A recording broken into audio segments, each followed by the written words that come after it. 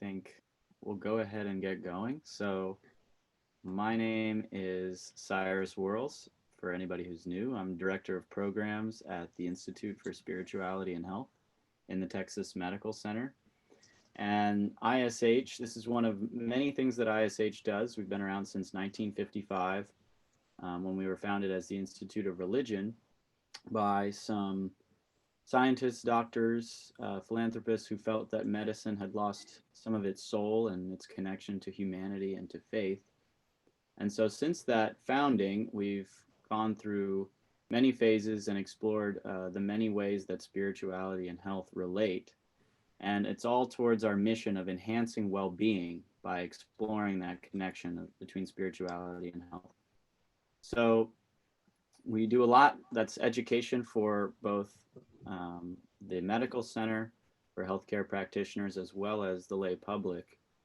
And we've found that in the intersection of spirituality and health is perhaps most acutely noticed and felt and considered in relation to matters of the end of life and what lies beyond.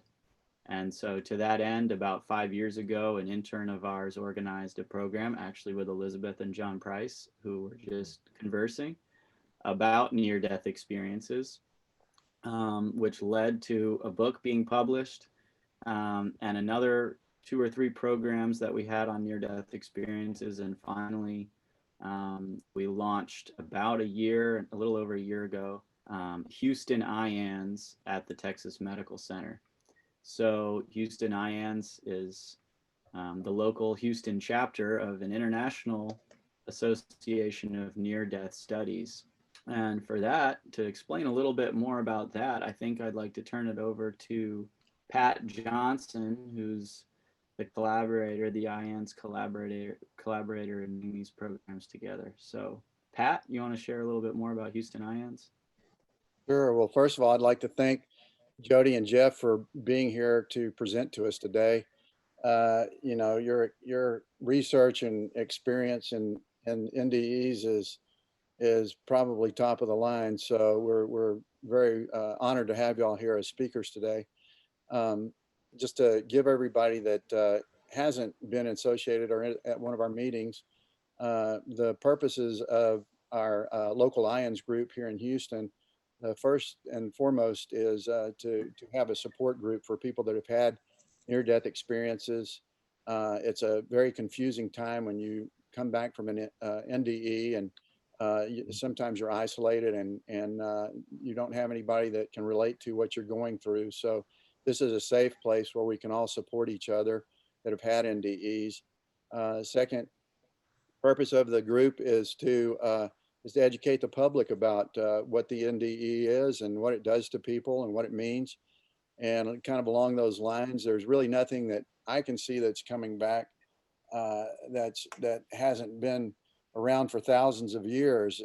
We just have from an NDE, you have a deeper understanding and a deeper connection to the feelings that you experience, the downloads that you have in the NDE. And they're pretty common among near-deathers. The feeling of unconditional love, the understanding of forgiveness, understanding of how we're all related. We're all connected to each other and connected to God. The understanding that there is a God and there is a heaven. There is maybe not a heaven, but there's something after this life. And sometimes when you come back from the NDE, you, with this deeper understanding, you want to share it with people, and a lot of times people aren't ready to hear it. So this is a safe place for us to come to and get together and understand each other.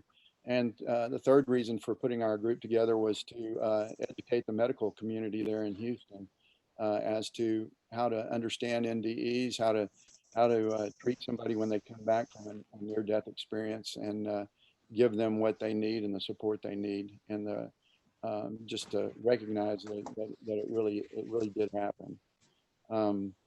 One of the things we do is every other month we have a speaker, and then the months that we don't have a speaker, we have a support, what we call a support circle, and it's open to the public and it's open to near-death experiencers, and it's kind of what stays in, what said in the circle stays in the circle. So anyway, we'd like to invite anybody that is curious of NDEs or wants to learn more about them to join our group.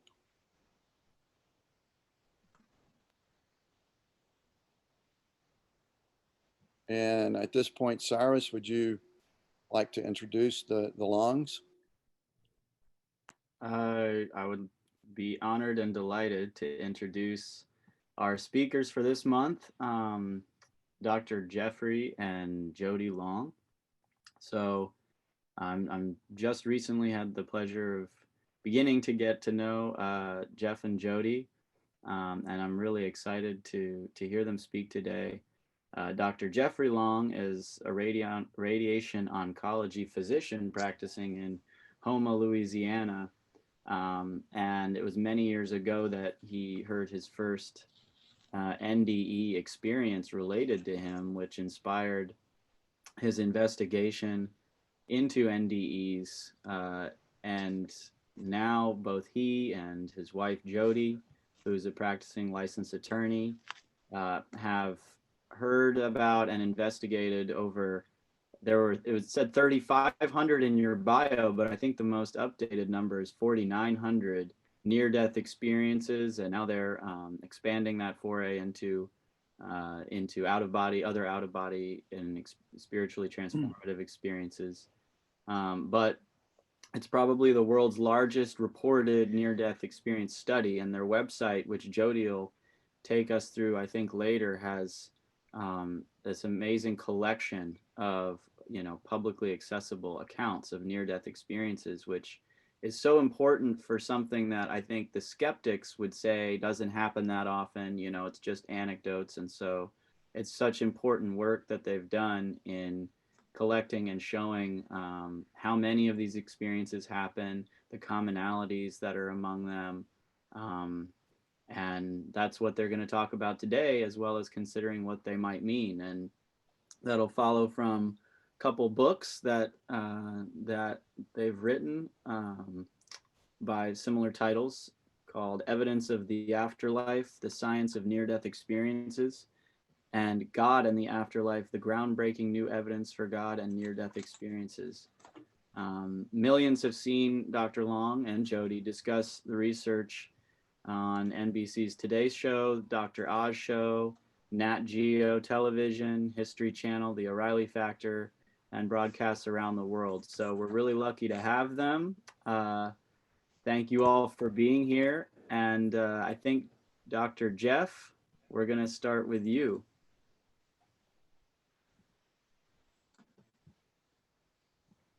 Okay, greetings everybody. I greatly appreciate your interest.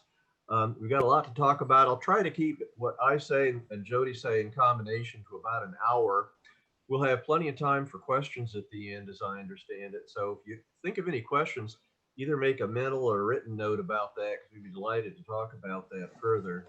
So without further ado, we're going to do a PowerPoint presentation today. And let's see here.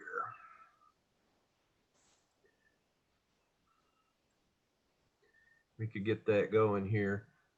Okay, so let me make sure this is a, hang on just a second. I want to make sure we've had several PowerPoint, I think I'm going to make, give me just a minute here. I'm going to make absolutely sure we've got the proper one here. Yeah, this is it. Okay. I've done so many talks recently. I've done so many talks recently that I want to make sure we have one that we set up just for this group here. So we should be all set here. And you can all see this, can't you? Yes. Yes, okay. Yes, well, over 20 years ago, I set up the Near-Death Experience Research Foundation, nderf.org. Jody will have a lot more to say about that. And then wrote, as was described by Cyrus, 2 books that describe my research, and we continue to be quite active in doing research, and we'll get into that. And by the way, you're going to hear an awful lot of the research we're doing echo very directly what Pat Johnson just said in his introductory comments. So stay tuned. We've got a lot of that coming up here too. And for reasons that baffle me, there it goes. So Evidence of the Afterlife was my first book. It became a New York bestseller, New York Times bestseller within 8 days. And as mentioned, I've been on a zillion national medias. I just snuck in that CBS Inside Edition because I did an interview as part of that for about a 15-minute near-death experience show, which included Betty Eady and another near-death experiencer. If you're interested, you can go to Inside Edition on YouTube, and it's really an outstanding NDE presentation by Inside Edition. There's two near-death experiencers, and I chip in with a few comments too. The YouTube's coming up quickly on about 300,000 views, so a lot of people are seeing that. I practice in Homa, a small town under 30,000. When this came out, it was amazing how many people are interested in this. Church, hospices, Rotary, pretty much every local community group imaginable I've ultimately talked at around here. So it's been kind of fun to talk about this and have some questions. I think you know this, but very briefly, so we're all on the same page. Near-death experience is exactly what the name implies. You're near death. You're so close to death that you're physically compromised to the point of being unconscious or clinically dead with absent heartbeat. Now, given that you're unconscious, it should be impossible to have an experience that you remember, and yet people do, and that's the experience part of a near-death experience. Now, no two near-death experiences are the same, but as you all know in this group, when you hear or read a lot of near-death experiences, you see a very consistent pattern of elements or what occurs during the near-death experience. So often early on, there's an out-of-body experience. Their consciousness rises above their body. They can see and hear from that vantage point of consciousness and often see frantic efforts of others trying to resuscitate them. Heightened senses occur, intense and generally positive emotions or feelings. They often pass into or through a tunnel, variably described, but never claustrophobic. Often at the end of the tunnel is a mystical, brilliant light described as unearthly. And that other realm, call it an unearthly or heavenly realm, that's where things get interesting. They can encounter mystical beings or deceased relatives, which are joyous reunions. Almost always in near-death experiences, there's a sense of alteration or time or space, typically described as time is either radically different than their earthly life or time simply doesn't exist at all. Space also seems to be radically different in the sense that they can move without encumberment of our physical earthly world. Life review, they see part or all of their prior life, and they can, again, in that realm, they can be buildings, other people, deceased loved ones, landscapes. I use the term heavenly. I think it's such a beautiful realm. That's the best word I can find in the English language. There can be music there that is beautiful beyond anything they knew on earth, and flowers with colors that are so beautiful that they literally don't have any analogous words that you can describe them with in their earthly life. So consider if I call them heavenly realms, that's in the broadest sense. It's really a non-earthly, unearthly realm. They may encounter special knowledge, and often at the end of the experience, they encounter a barrier. Whenever I'm reading an NDE and they run into a creek fence or a bridge or something, I know that that's about to end the experience. If there's another spiritual being with them, there may be a discussion about whether to return to the earthly life or not. Interestingly, if a near-death experiencer is offered a choice about returning to their earthly life, which they knew for pretty much decades of all of their prior life, or staying in that unearthly heavenly realm, the great majority of the time, they want to stay in that unearthly beautiful realm. They feel overwhelming sense of peace and love, and they often feel that unearthly or heavenly realm is their real home and not the earthly home that was their entire prior life. So ultimately, whether they're sent back to the body involuntarily, which is the majority of the time, or they choose to return once they recover from what nearly killed them, they've got their near-death experience to share. So as mentioned by Cyrus, I heard my first near-death experience over 25 years ago, and I was blown away. We had a friend from college visiting me.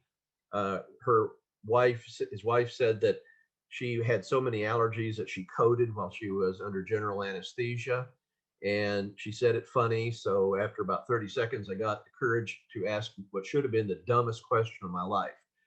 Under general anesthesia and her heart stopped. So as a physician, the dumbest thing I could have asked was, well, gee, while you were under anesthesia and your heart stopped, did you have an experience? And she said yes, and went on to describe a near-death experience that she didn't know what was, but I'd read about it a couple of years earlier, and so I sent her some references. But I realized quickly, if this near-death experience has really happened, that completely changes my view of the universe.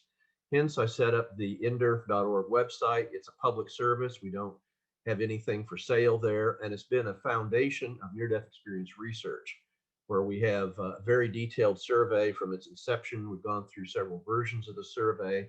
We, as noted, have thousands of near-death experiences researched and posted. And I want you to bear in mind as we go through this, it's a basic tenet of science that what is real is consistently observed. And the overwhelming consistency that we are seeing in what we're sharing today about near-death experiences is remarkable. And it's not just my research, but there's literally scores of other near-death experience researchers. And what we're all seeing, strikingly consistent. A huge special thanks to Jody, webmaster of NDERF. She'll have a lot more to say, but I can assure you, I couldn't be doing any of this research if it wasn't for Jody's amazing and full-time support as being webmaster and doing an amazing amount of work for what we're doing today.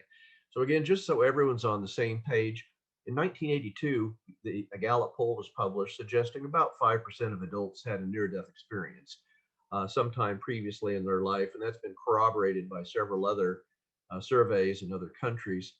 I co-authored the scholarly book chapter, the Handbook of Near-Death Experiences, and part of our charge was, can we figure out from any demographic information about people, number one, who will have a near-death experience when they nearly die, or number two, what the content will be? And the brief answer is no, we can't. We can't predict that. We'll talk more about that later, but the scholarly literature, at least at this point, doesn't seem to be able to identify who will have an NDE and who won't.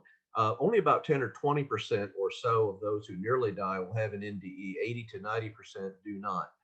NDEs happen to children and adults, physicians, scientists, clergy, religious.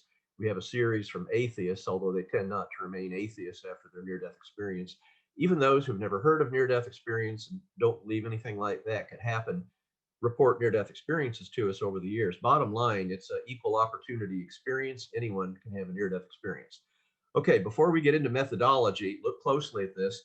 This is not what we do. This is not our methodology. This is the light at the end of the tunnel, okay? So this is a fake near-death kit. So I think skeptics think this may be how we do our research, but I just showed this to show what we don't do. All right, let's quickly escape that and talk about some concepts about what we do. With regards to methods of our research, I'm certainly not alone. There's literally hundreds of prior scholarly articles published in leading medical and scientific journals. Near-death experience research is actually mainstream. And as I've alluded to earlier, well, we're going to be talking about some rather remarkable findings. In general, the major study findings I'm presenting have been corroborated with prior scholarly research, typically smaller studies, but all converging on the same conclusions that you're going to be hearing here. Actually, it's 3,500 near-death experiences that we currently have posted on NDERF. Just a little bit about our research for the numbers we'll be presenting. All of these surveys that we conclude in presentation here had a NDE, or if you will, Grayson scale that was 7 and higher. It's a research scale of NDE. All of these were first-person accounts. This group was that shared in English, and I determined they were unconscious or clinically dead at the time they had their experience. Now, for the cross-cultural study, portions of the NDERF website and the survey and many posted NDEs have been translated into over 30 languages. We post in both the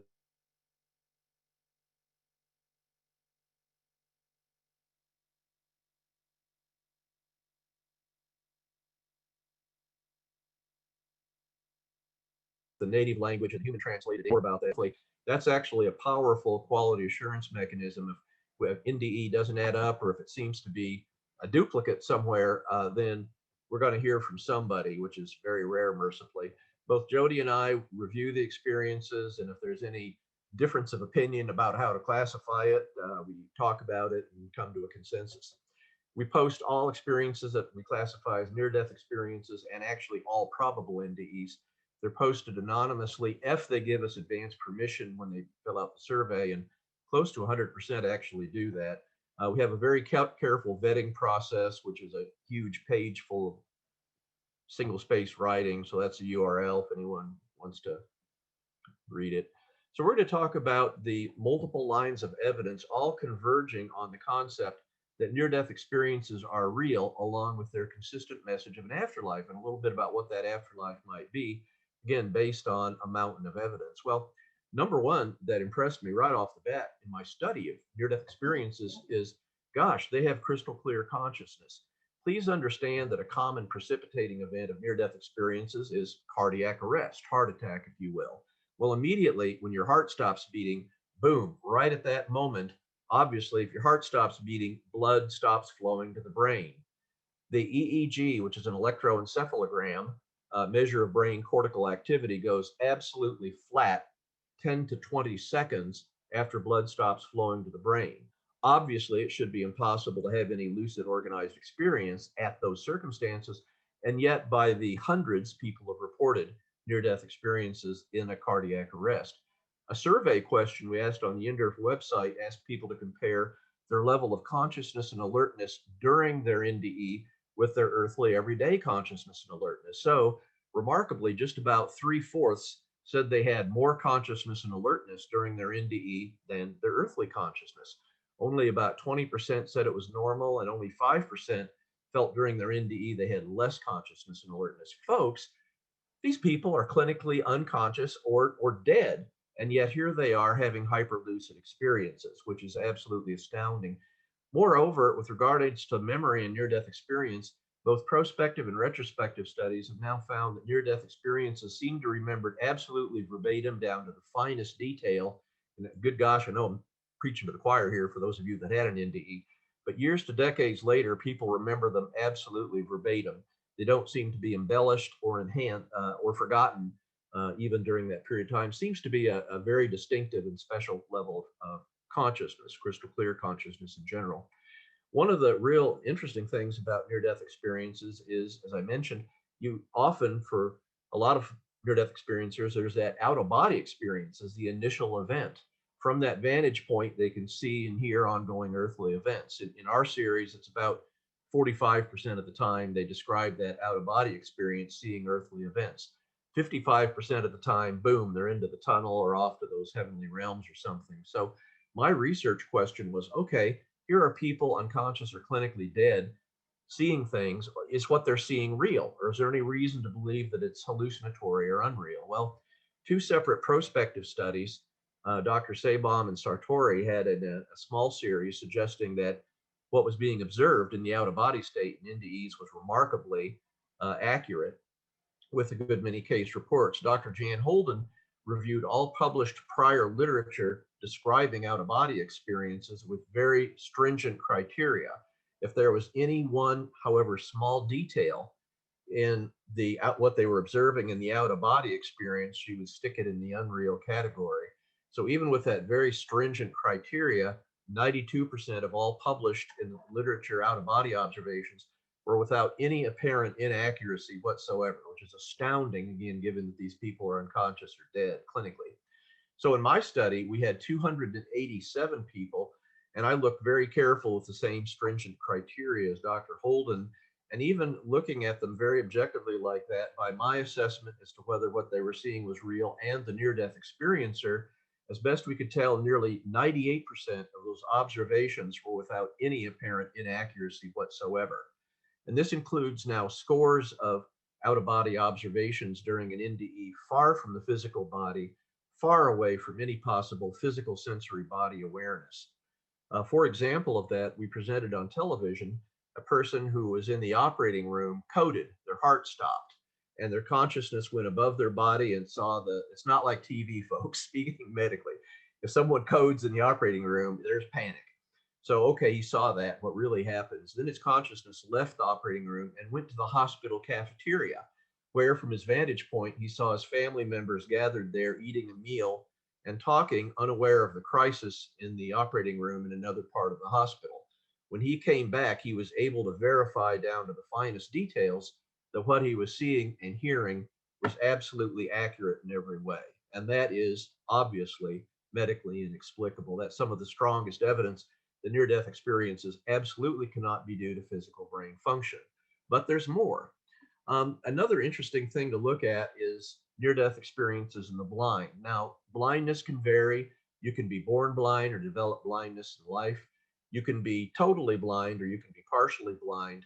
But near-death experiences in the blind, including those totally blind from birth, have been reported. I interviewed Vicky, who was born totally blind. And when she became a professional singer, and I always say she was involved in a bad car accident as her life-threatening event until people quickly said, Dr. Long, you said she's blind. So now I quickly add, she was singing at a bar and an inebriated patron was the one doing the driving, but unfortunately they crashed. And the first time in her life she saw vision was she was above her body, and she was horrified. Vision was unknown and unknowable to her, and this new sensation literally frightened her. But it was only after she calmed down and correlated what she saw below.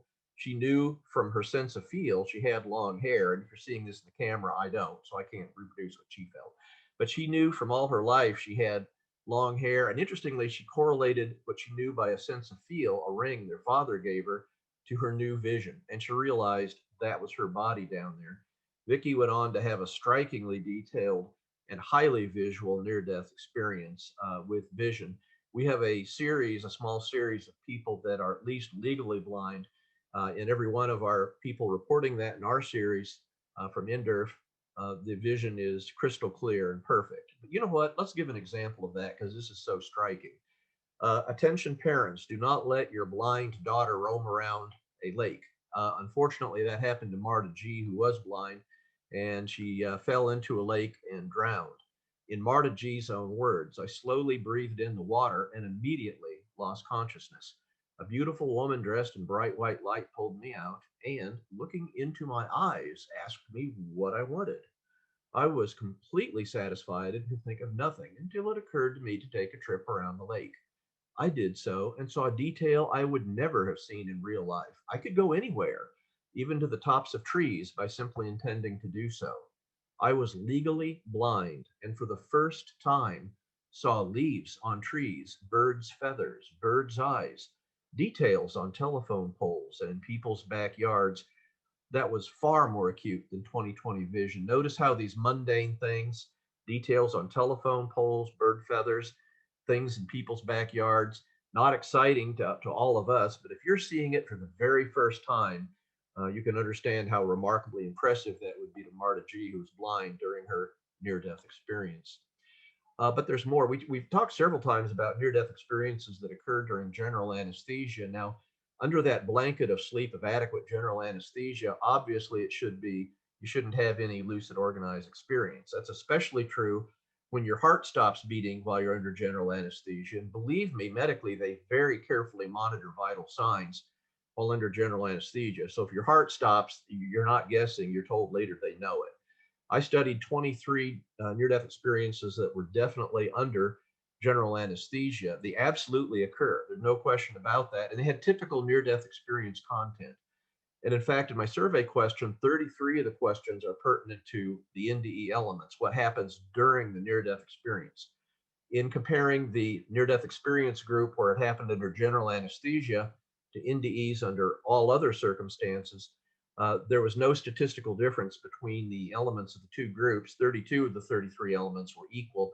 However, those that had their NDE under general anesthesia statistically more often had a tunnel experience. I don't really know why that is. However, the key question we alluded to earlier, what was your degree of consciousness and alertness during the near-death experience, was absolutely the same, whether they were under general anesthesia or they had their NDE under all other circumstances. That pretty much single-handedly eliminates any possibility, I would submit, that near-death experiences are due to physical brain function. They're under general anesthesia and their heart stops, and yet their level of consciousness and alertness the same as NDEs under all other circumstances. So you might be saying, geez, that's some pretty strong evidence already. What about the Nde skeptics? I said over 20 different, that's probably a little bit of an understatement. At this point, there's probably over 30 different skeptical so-called explanations of near-death experience. Okay, I've heard them all. I've heard just about every conceivable physiological, psychological, cultural explanation of near-death experience from skeptics. Now, you might say, well, wait a minute, why do we need 20 or 30 of them? And the answer is very simple. Skeptics as a group themselves cannot agree or accept any one or several explanations of near-death experience that they believe adequately explains what's going on during a near-death experience. That's why there are so many out there. None of them explain near-death experience. None of them really explain any of the lines of evidence I'm presenting, let alone the totality of all the evidence for the reality of near-death experience that you're hearing about today. So we keep having new skeptical arguments. They don't come close to explaining near-death experience, so they concoct a new one every year or two. It makes me nuts, but that's, you know, skeptics for you. A few other lines of evidence in brief. We talked briefly about the life review. All or a portion of their prior life may be reviewed during the NDE. Now, long forgotten memories may be recalled. So my research question was, okay, if you're seeing much or even all of your prior life, is what you're reviewing real? Did it really happen? And in my series of over 80 life reviews that I looked at, I found no hint of any unrealistic, hallucinatory prior life review content. And in fact, some people describe having memories brought back in the life review when they were a toddler, when they'd long forgotten about it. And then when they recovered from their life-threatening event and talked with their parents, invariably what they recalled, what they saw during their life review really happened, even if they'd forgotten it. Line of evidence 6, if you may encounter deceased loved ones, and I emphasize that these are people that died. These are in your the content of the NDE when you're in that unearthly heavenly realm. So this is not the out-of-body experience looking at ongoing earthly events, but when you're in an unearthly or heavenly realm, virtually every time you encounter somebody you knew in your earthly life, they're deceased at the time of your NDE. If you have any other alteration of human consciousness, dreams, hallucinations, you name it, any other times of altered consciousness, you're much, much more likely to have in that experience people that are alive at the time of your experience. The bank teller you did business with that afternoon, the family member you said hi to before you went to bed. However, in near-death experiences, only 4% were alive at the time of the near-death experience. 96% of the time, beings they knew from their prior earthly life were dead at the time of their NDE. I might point out they encounter siblings or relatives that they never met. In fact, we have a small series of near-death experiencers who met siblings, brothers and sisters, that they never knew they had. And when they recover, these are typically children's near-death experiences. And parents, when they have a child who died, they're often not willing to tell their young child about the death of the sibling they never knew they had until the child is older, say around age 12 or something, where they believe they can better understand death and accept that. But in our series, every time the child recovers and then confronts their shocked parents with the news that they had a brother or sister their parents never told them about, every time the gender, be it a brother or sister, is confirmed by the parents.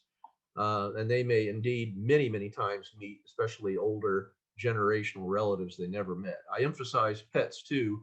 The second most common email question we get is about pets in near-death experience.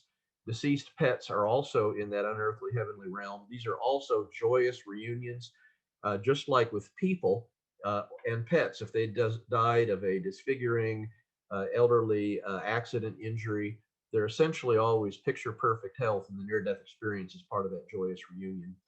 Another line of evidence is, well, what about near-death experiences in very young children? They're kind of an ideal study group because by the time you look at kids as young as I did, under the age of 5, the average age in that group that I studied was 3.5 years old. Well, shoot, they're kind of an ideal study group if you want to consider about the influence of prior cultural or religious beliefs or prior knowledge of near-death experience. They're practically a cultural blank slate. They almost certainly don't have well-formed religious views.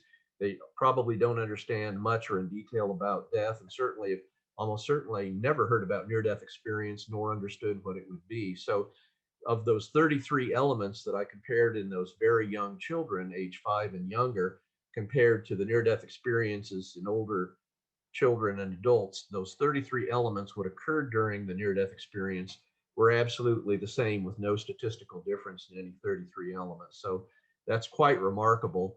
And even in that very young age group, be careful. Sometimes that even though they're very young, they may have some insights and wisdom that can knock your socks off. For example, Sandy T recalls this NDE, as she says, about age 3 to 5. So we'll say she was about 4 years old And during her near-death experience, in her words, I could sense what I usually call my attendant, guide, guardian angel, whatever you wish.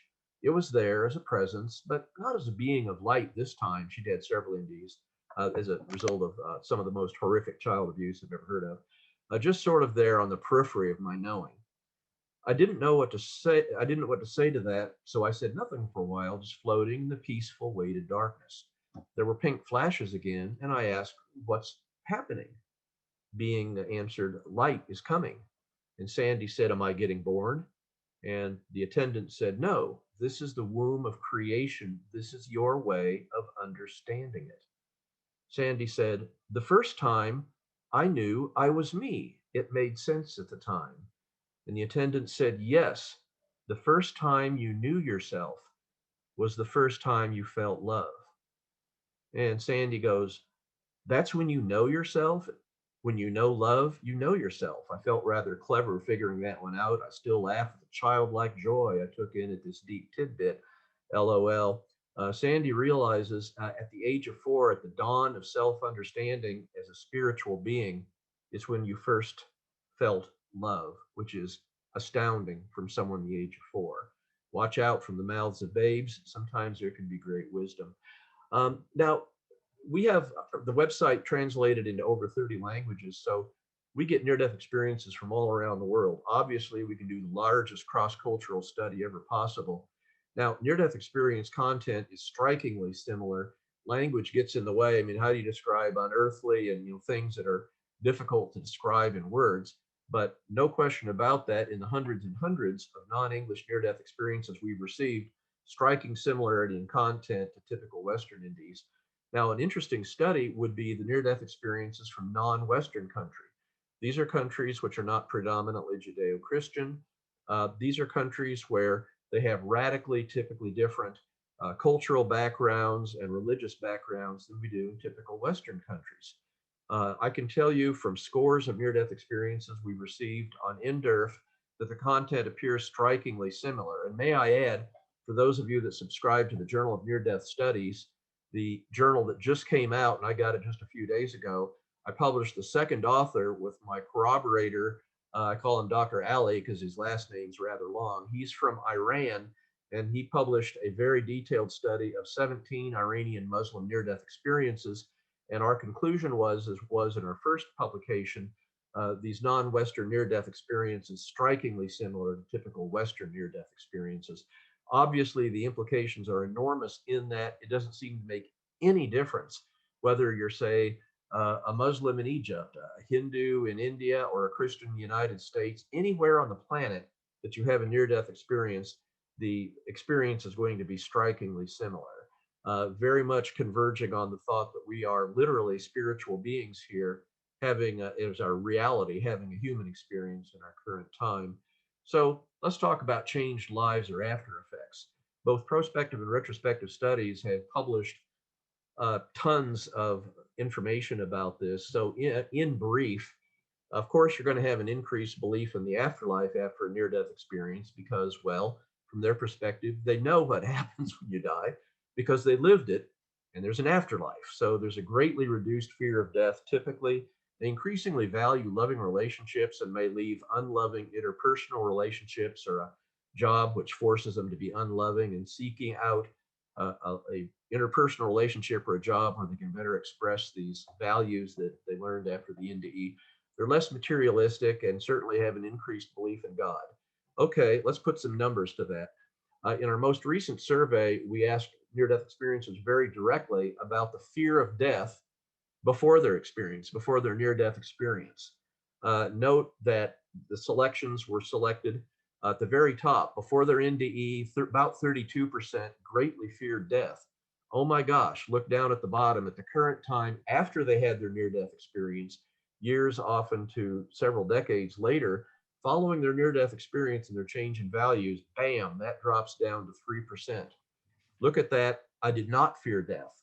14% before the NDE compared to 77.7% no longer fearing death after the near-death experience. So a striking change in people's attitude about fear of death following a near-death experience. Well, what about compassion? This is kind of an interesting one. Again, before their near-death experience, how many were greatly compassionate towards others? Well, only about 23%. Look down at the bottom there. At the current time after NDE, how many are greatly compassionate now? Wow, 77%.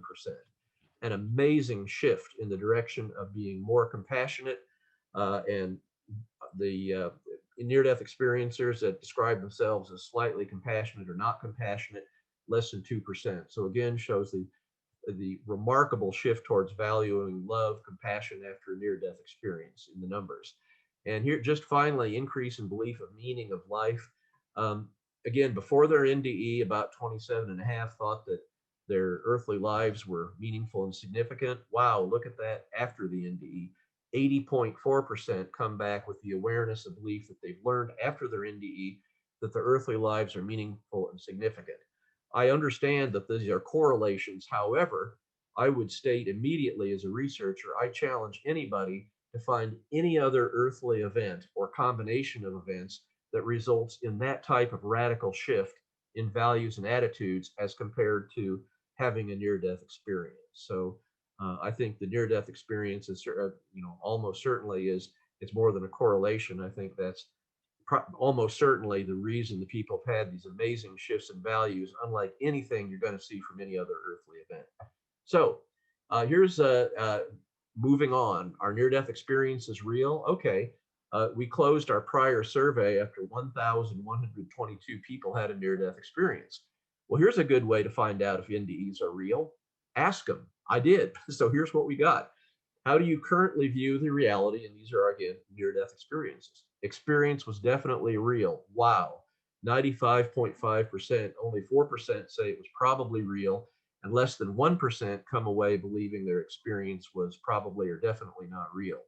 I think, and those are remarkable statistics from people that actually had the near-death experience. So I think it goes without saying, but I'll say it, out of respect for people's ability to generally understand reality, if Nde skeptics want to represent that NDEs are not real, they have the burden of proof to show strong evidence that NDEs aren't real, and they don't even come close. They don't even have a coherent thing that even the NDEs themselves believe. So I think, and this is, again, not surprising for those of you that have had an NDE or know people that have had an NDE, they generally accept it as real. Well, here's an interesting line of evidence for the reality of near-death experience. They're called shared near-death experiences. That's two or more people having a simultaneous life-threatening event, usually in close geographic proximity. Car wrecks are a common thing for this. We have about 15 shared near-death experiences shared with NDERF over the years. So they're very uncommon, but they absolutely do occur. Now, a shared near-death experience is a typical content near-death experience, but with a hooker. The other person who had that life-threatening event is present and visible, and they can interact. And this is such a remarkable phenomena. Once again, we need to have a near-death experiencer share that in their own words. Again, William M. was taking his girlfriend to her parents' home in Welland, Canada. I went to sleep while driving. Then I was aware that we were out of our bodies and quickly flying up towards space, holding hands. We flew straight up for a minute or so when we started to see a park or countryside landscape. That was unearthly, by the way. Suddenly, we were intercepted by 4 creatures. 2 flanked each of us and began to gently separate us. They overwhelmed us with a feeling of the highest love and compassion that was well beyond anything we could experience on earth, a divine love. We therefore had no resistance to their effort. I recall feeling sort of like a baby in a mother's arms, but it's hard to accurately describe. 2 of them moved her upward toward the distant landscape, and 2 more moved me back downward. I felt so much love, peace, and comfort that I wanted to protest and say, no, please let me stay here, but hearing inwardly without ears or psychically that I could not stay. Next, I could see my car in flames for maybe about a quarter mile above.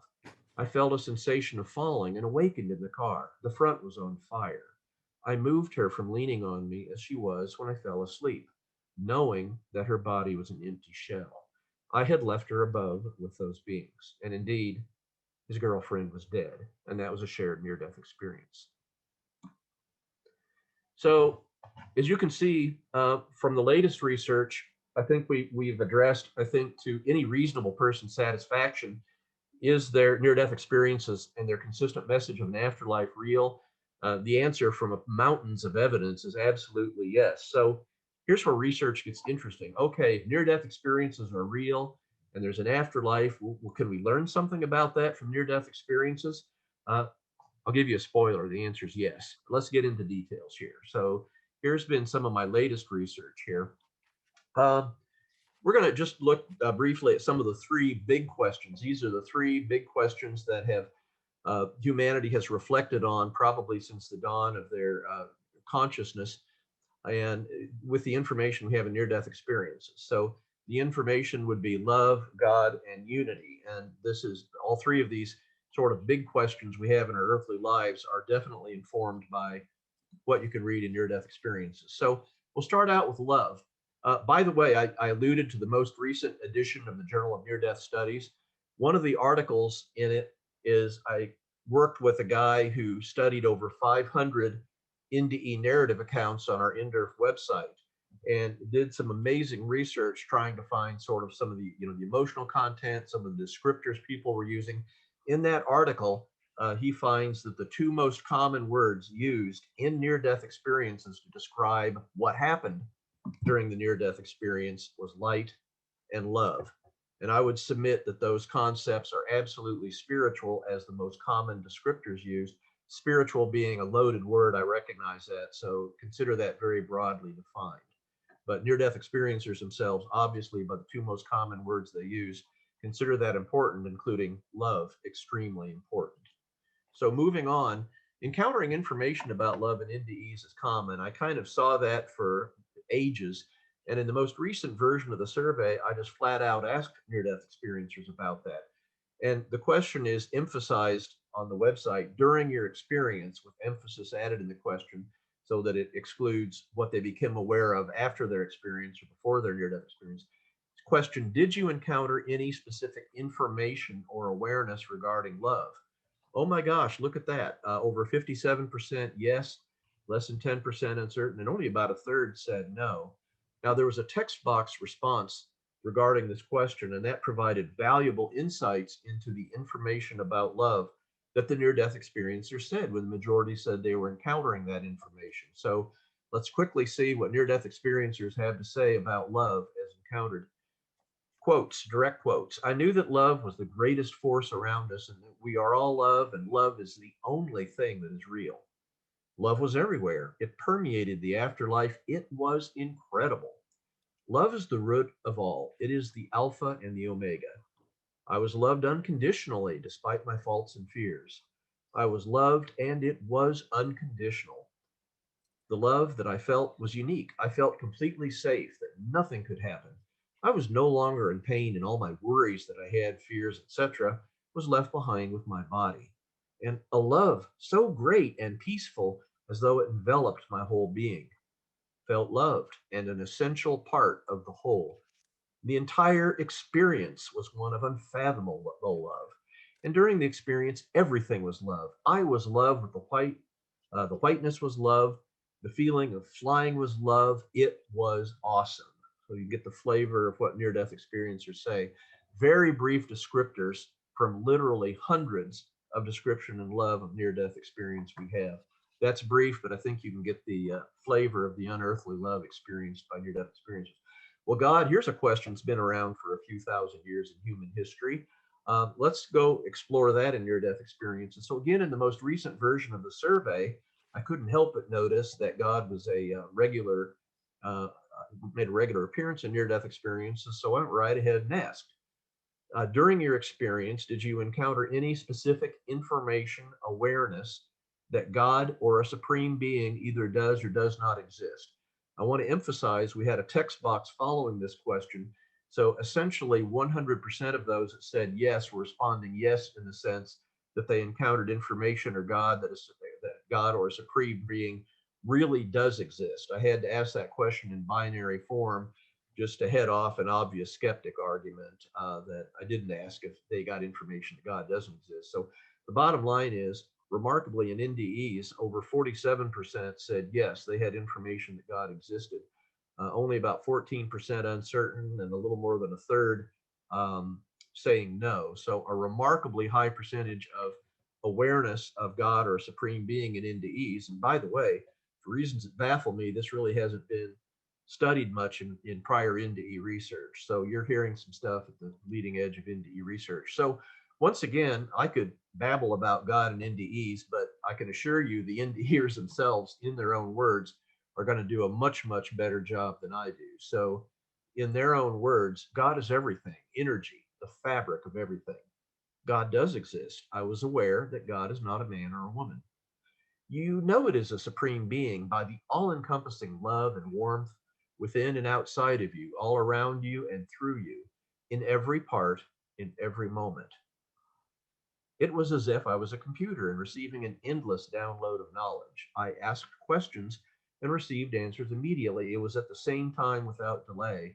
Anytime I posed a question, the answer was presented. It was more pronounced in the presence of God. And I did not believe in God before my experience. The presence of God, the forms in which God presented itself to me were undeniable. I wasn't just given information, I experienced the information so that I would know it to be absolutely true. And the number one descriptor about God and near death experiences is love. God is variably described, often, most commonly, as light, as an unearthly, beautiful, mystical light. But when people actually describe sort of what is it more about God, the number one thing they talk about is love. So it would be relevant to hear what the near-death experiencers say, and that is, no human can ever love with the love I felt in that light. It is all-consuming, all-forgiving. Nothing matches it. It is like the day you looked into the eyes of your child for the first time, magnified a million times, indescribable. It wasn't just that I felt unbelievable love, I was unbelievable love. God is love, and that God was within me and all of us. I know that love is all there is, and that God loves all of his children deeply and equally. There are no stepchildren in the family of God. We are all divine. God loves us infinitely. And the entire counter was about God, the ultimate power of God and God's forgiveness. The message was love is the greatest power in the universe. So again, we have that literally hundreds of times of expressions that like that in our Indra archives. Now here's one that took me a long time to grasp. In our earthly life, we're separate, disconnected from everybody. So the concept of a mystical unity was difficult for me to grasp, even as I kept hearing it over and over and over in near-death experiences. So even though this is not intuitively obvious in our earthly lives, it is very common in near-death experiences. So again, in the latest version of the survey question, during your NDE, did you encounter any specific information or awareness that a mystical universal connection or unity oneness either does or does not exist? Again, question in binary form, just to deal with skeptics. It would say we're doing a self-fulfilling survey. Once again, the text box that followed this question indicated that essentially 100% answering yes were saying yes, they really did encounter information or awareness that there was a universal connection or oneness that really existed. So how's that for awesome? Nearly half of NDEers having that unearthly awareness, about more even so than did not encounter that awareness. So again, that's some good examples of that I think are appropriate. Once again, in the words of near-death experiences, capture the concept of unity better than I could do it in my own words. I was aware of a oneness, a connection with God and all other souls, but also an individuality. We are all pieces of a greater whole, as I understand it. And getting back where we can all be together is the ultimate going home. That's to the unearthly realms, heavenly realms, by the way.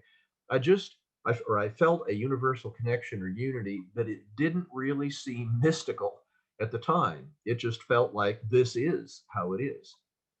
Undeniable feeling of universal love seems to thread through the universe.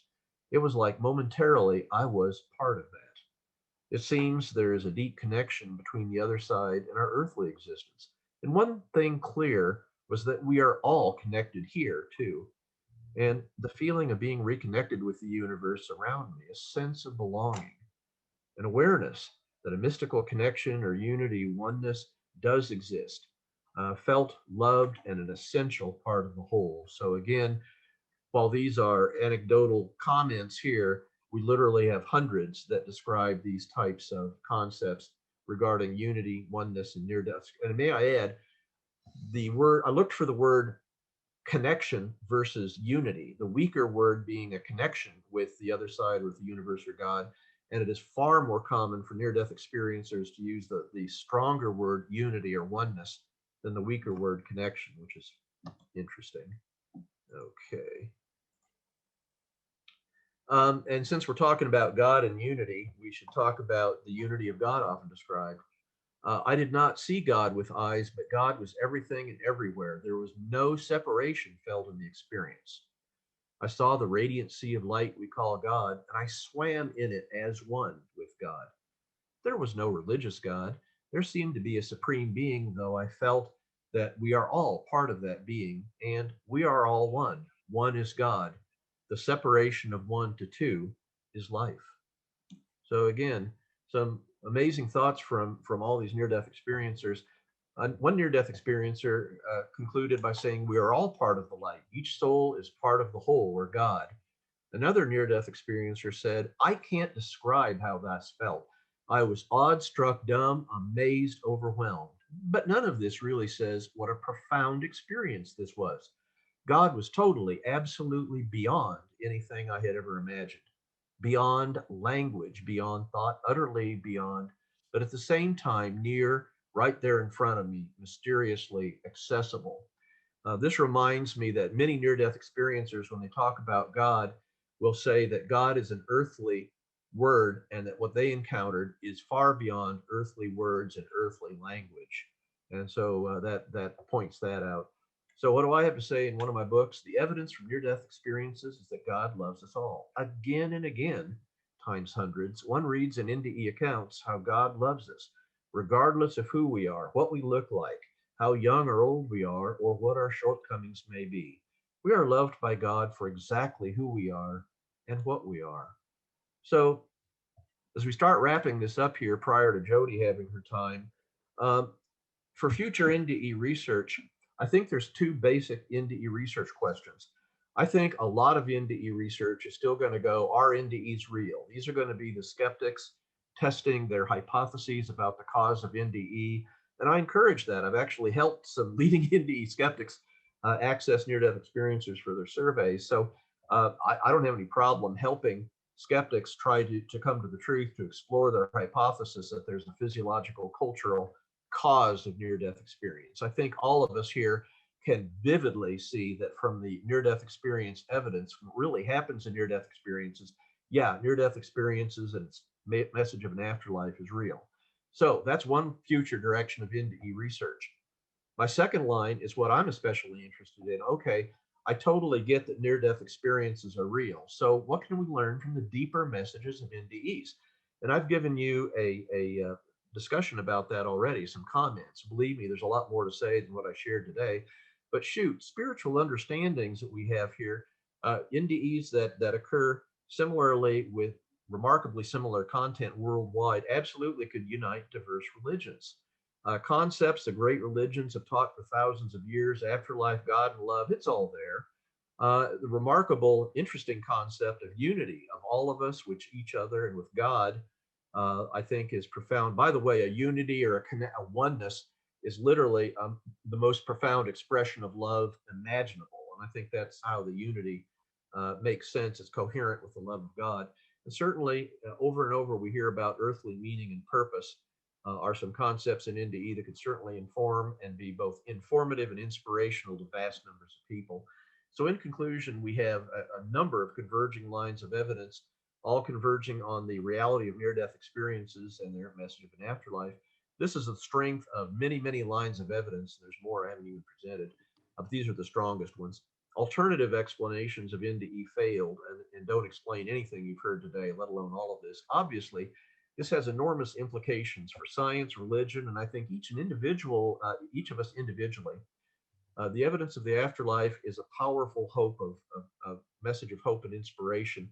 The message ultimately is that death is not the end, but a beginning.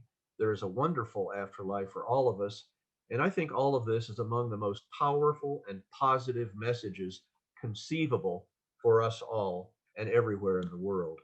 Thank you very much. I'll stop sharing here. Okay, so thank you. Thank you, So, Jeff.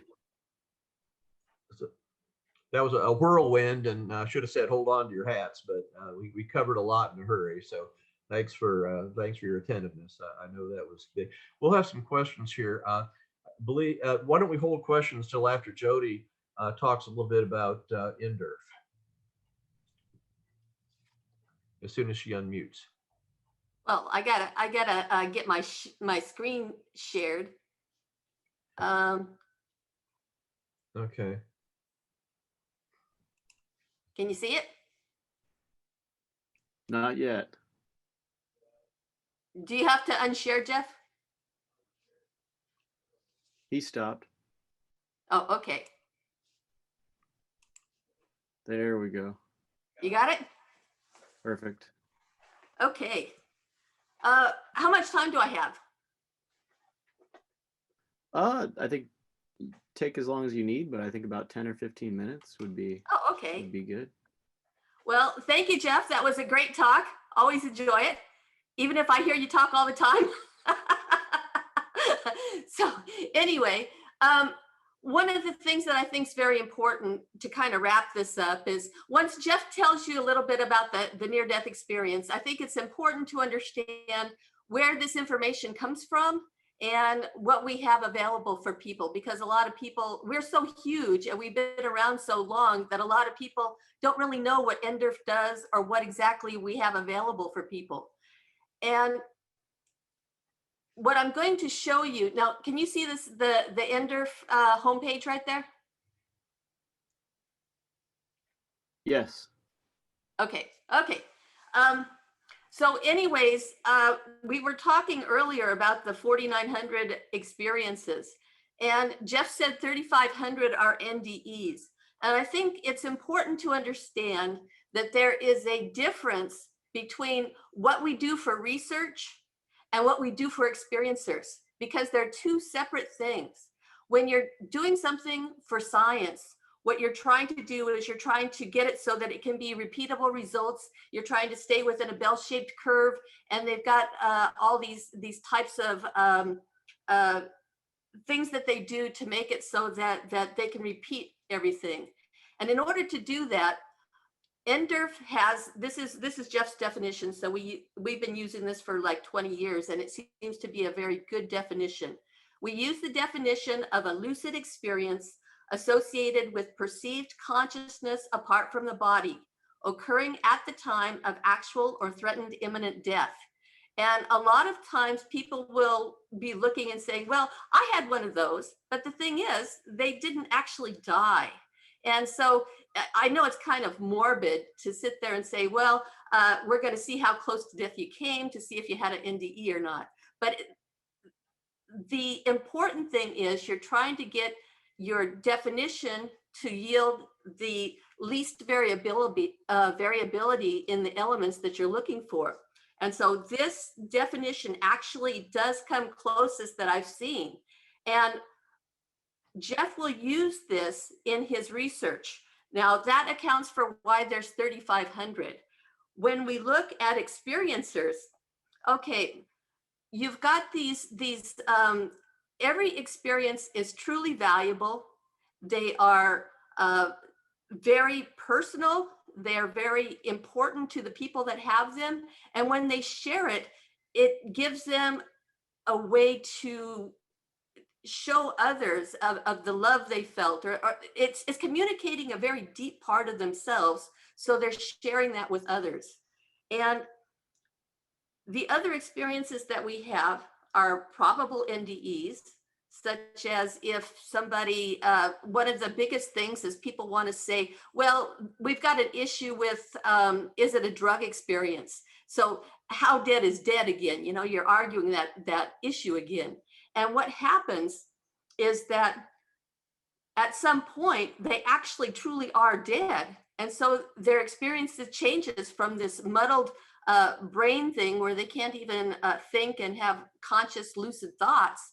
And then it will just flip over. And that's where you can actually see the difference. So we do have a lot of experiences where they come and they will just talk about their drug experience. But we also have a lot of experiences where they don't, where they actually do die. And so trying to find that morbidity to find out, the Karnovsky scale is another one that Jeff uses. And so that helps to be able to determine the NDERF definition that there does have to be threatened, actual or threatened imminent death. So that's just a little bit of importance. It shouldn't really matter to the NDEers who are sharing with us. We love you all. We're so thankful that you come to our website and you share with us. It really gets us a lot closer to learning more about God, the universe, our position in the universe. And NDERF has a lot of things that we do.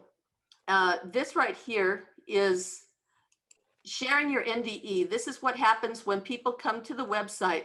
This is the total foundation of what we do. They come here, they fill out this huge 120, I don't know how, it's got tons and tons of questions. I haven't actually counted them, but I know it's pretty onerous. So it actually discourages people who want to, get their quick fame. They really don't want to fill out this kind of a questionnaire unless they're really serious about NDEs. Another thing that we have here is we have a lot of stories. We do have over 4,900. They'll have the probable NDEs, the regular NDEs. They have the possible NDEs that may actually be spiritually transformative events. We also have exceptional NDEs. We have a lot of information. We have announcements. We have the frequently asked questions. We've got a lot of things in here. Our resources are extremely well developed. We have launched a new program that have private learning groups. We also have a fantastic duo who work with this audio podcast. So people can come to this website and they can actually hear. They don't have to be able to read. They can actually hear. So it's another way these are the NDEs off of directly off of our website. So we have a couple of people who are doing that for us.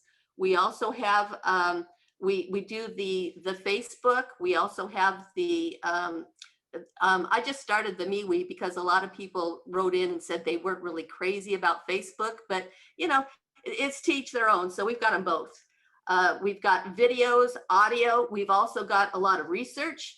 And I'm really excited about all the research that we have up here, because you can come here and you can validate for yourself. You can read what scientists are interested in learning or in writing about. A lot of very interesting things happen in there. We have a bookstore. It's actually not really a bookstore. It's kind of like an Amazon, and you get links and you can go get the books yourselves. But it's got all sorts of NDE stuff. We have art. We also have poetry. And then we have web links, and you can be a volunteer, all sorts of good stuff there. Another thing that we have is we have what's known as the After Death Communication Research Foundation. These are experiences. We don't typically include the mediums because that's sort of a different category. But in this particular website, what we do is we just have spontaneous after-death communication where people are communicated to from their loved ones. And that's another aspect of consciousness. A lot of people will want to know about, well, what about EVP, which is electronic voice projection? We also put that in another category. Ghosts, we put in another category. We just wanted to keep this for people who were over on the other side and they want to talk to their loved ones, or people say, hey, we're fine over here. People messages, that kind of thing. Then we have our last one here that we have is the OBE website. And it is we've got, this is where we put all the other things that are not a near-death experience or an after-death communication. And so we put all of those things here because they give us a glimpse of what exactly is out there, what types of experiences out there. Most people will call these types of experiences, they'll call them paranormal, but I'm going to make the argument to you today that they're really not paranormal. They're actually extremely normal. And we have the method to be able to show you where you can find that information and do that studying yourself. What we're doing is we have a nonprofit organization that's a Near-Death Experience Research Foundation, and this is our nonprofit organization. And one of the things that I am so excited to bring to you today has to do with the fact that we're letting you see all this information.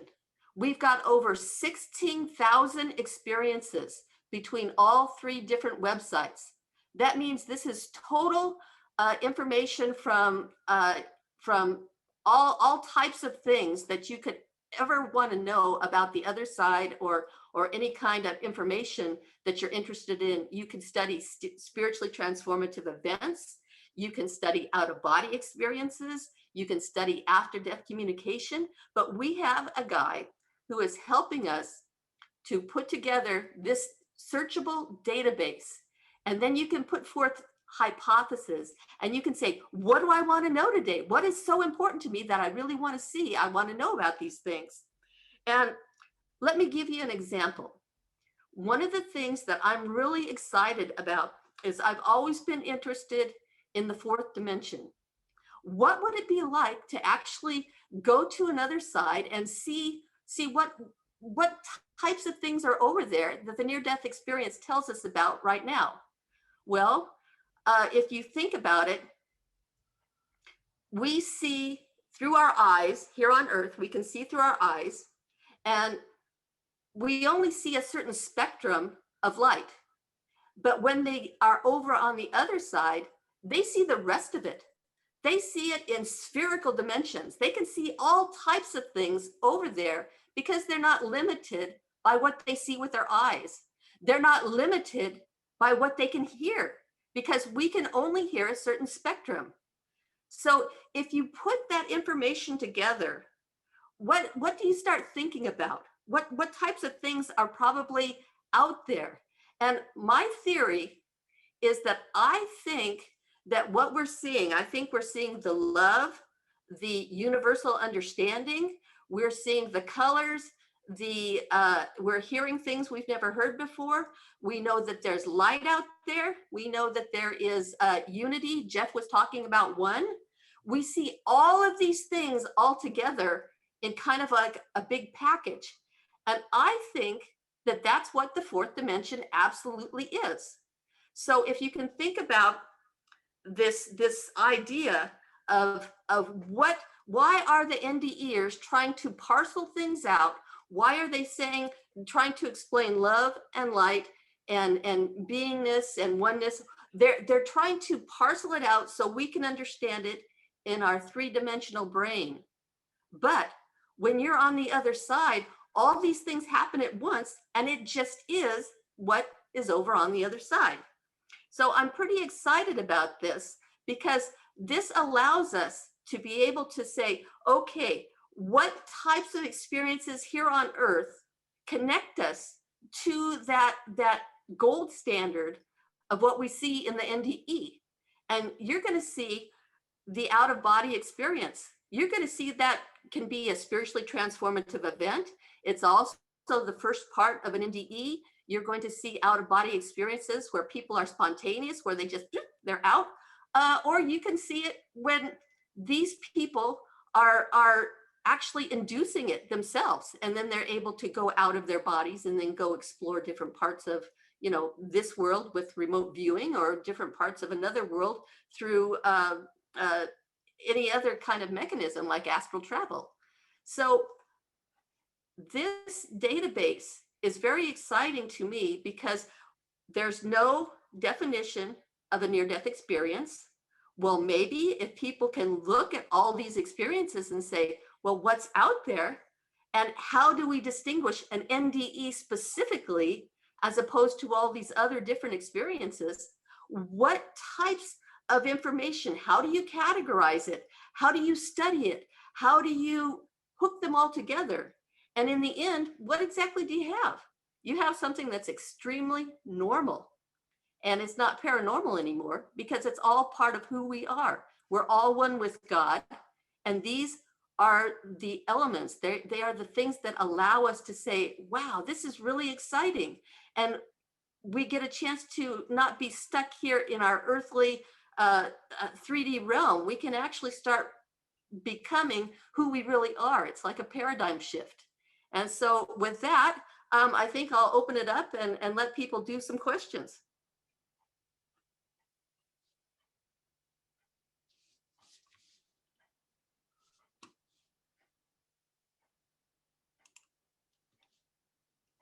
Thank you, Jody, and thank you, Jeff.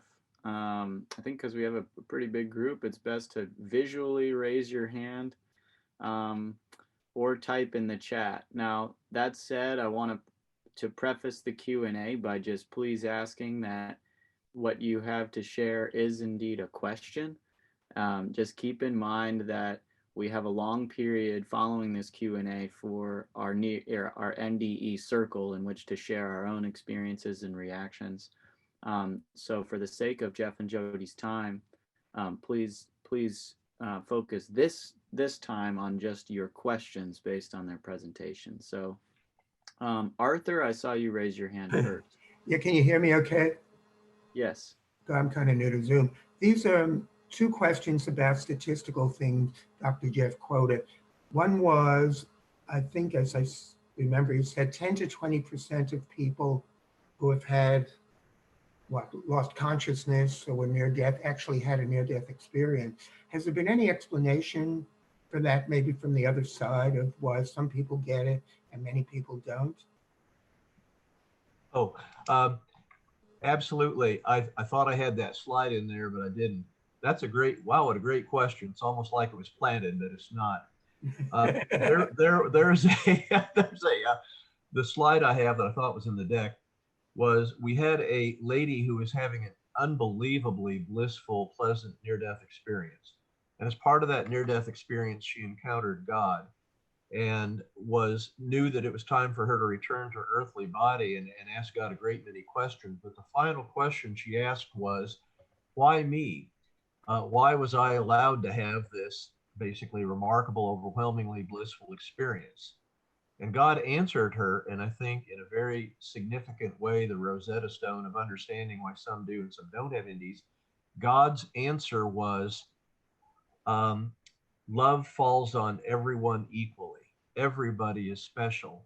This is something that you needed to live your earthly life.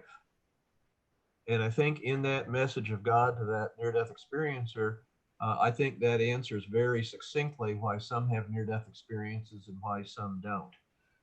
The creation of a near-death experience, its occurrence, is not solely a function of our brain function. It seems to be a function of an interaction of who we are, all that we are, with another side. And so I think that very neatly explains why no demographic, male, female, age, pre-existing beliefs, nothing explains whether you will or won't have an NDE at the time of the experience, but God, in response to that near-death experiencer, seems to give the answer. Thank you. The very last quick one was, the other statistic was, I think 3.2% came back being afraid of death, more as afraid or more afraid of death. Was there any explanation for that? Yeah, in near-death experience research, especially with huge numbers, you're never going to have a situation where it's an always or a never in response to any survey question. These people may have not understood the question. They may have had they may be suffering post-traumatic stress disorder from their life-threatening event, and a result be so fearful of the dying process that could have been the response as to why they answered that. But in terms of people that didn't have any of those circumstances, virtually everybody comes back, or at least the overwhelming majority, not fearing death, or at least not fearing death greatly. Mhm. Thank you very much. Thanks.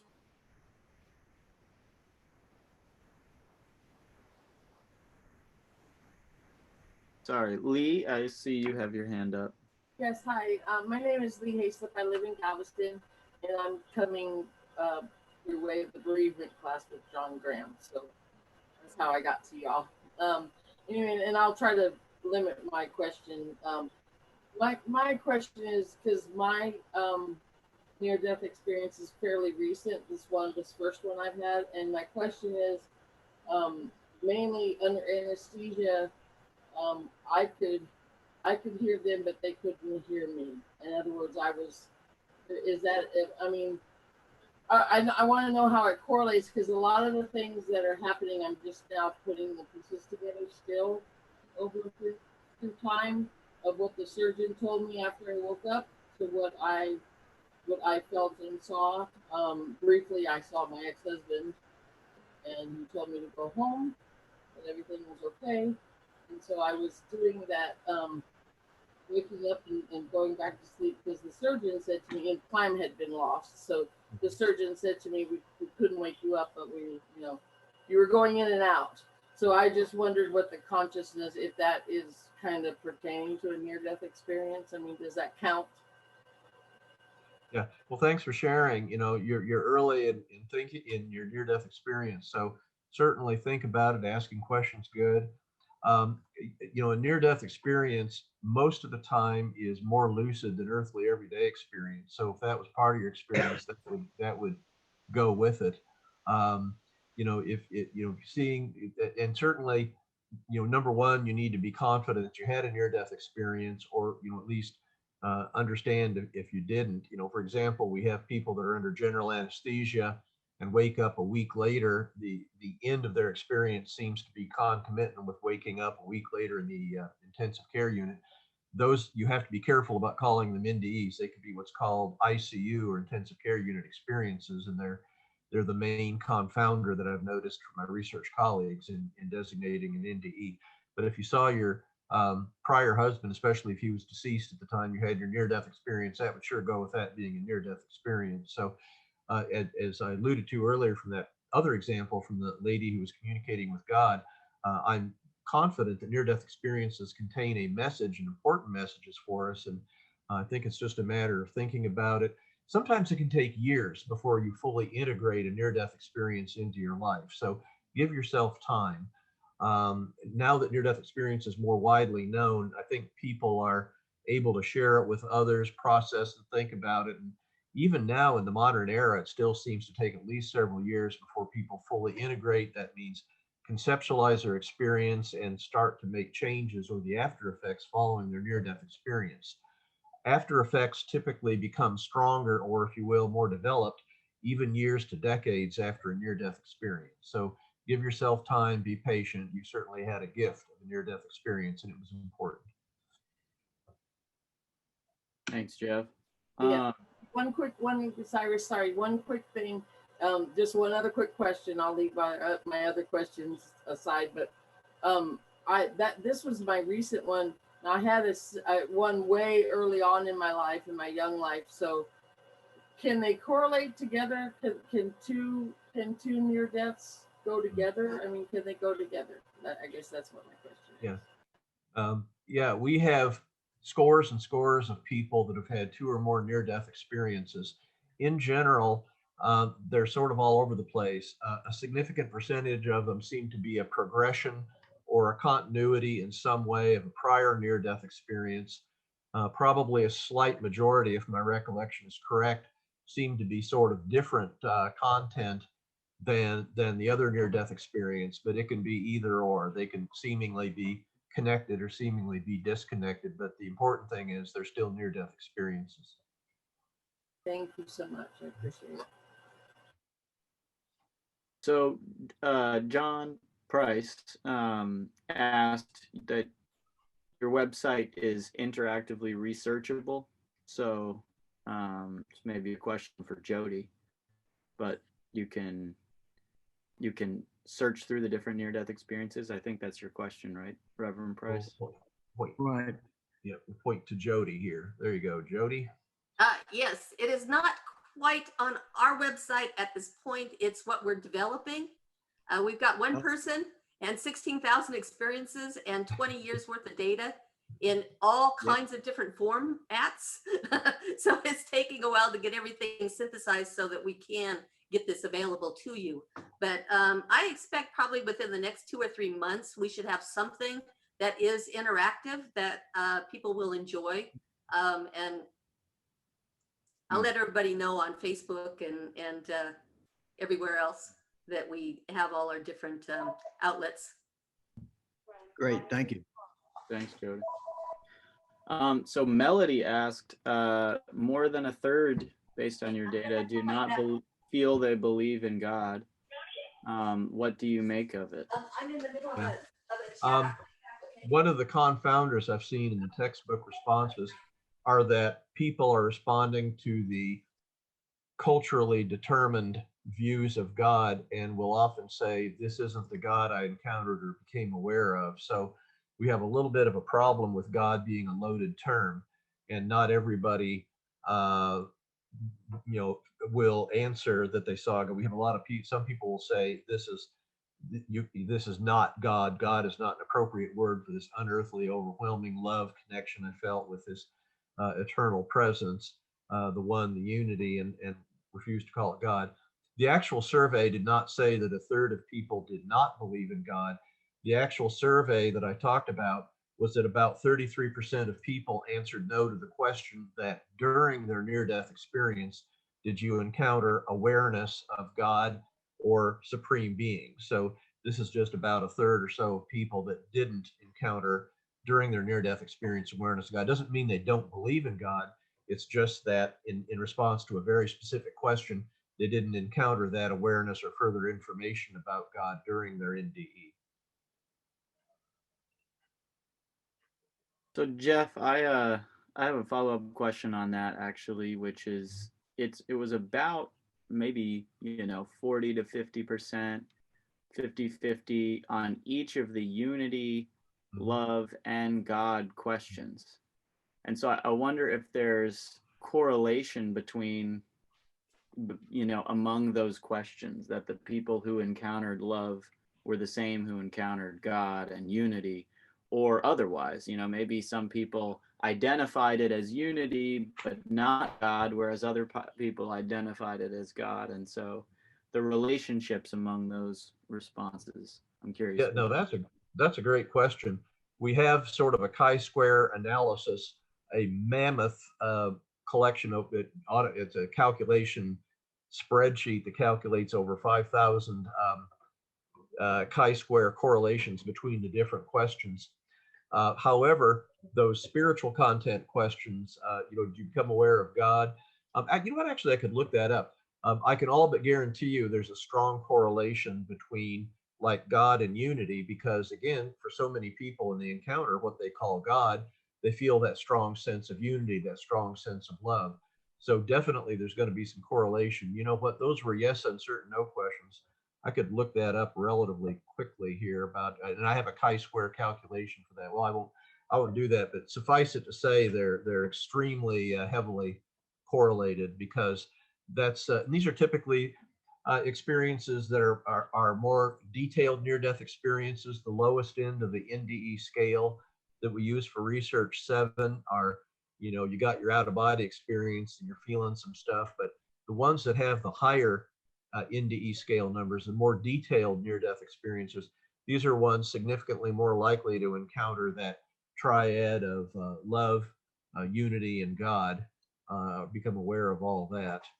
So we do see all of the more detailed the near-death experience, the more they're going to come back with that spiritual awareness. For example, I studied the most detailed NDEs, which had the Nde scale is a research scale that goes from 7 up to 32. I studied the most detailed NDEs that had an Nde scale score of like 26 through 32, and 48 out of 48 in that group, 100% definitely believed in an afterlife. So again, I think it's not just a matter of an NDE or no NDE. It has to be, the depth of the NDE affects your awareness of the spiritual content.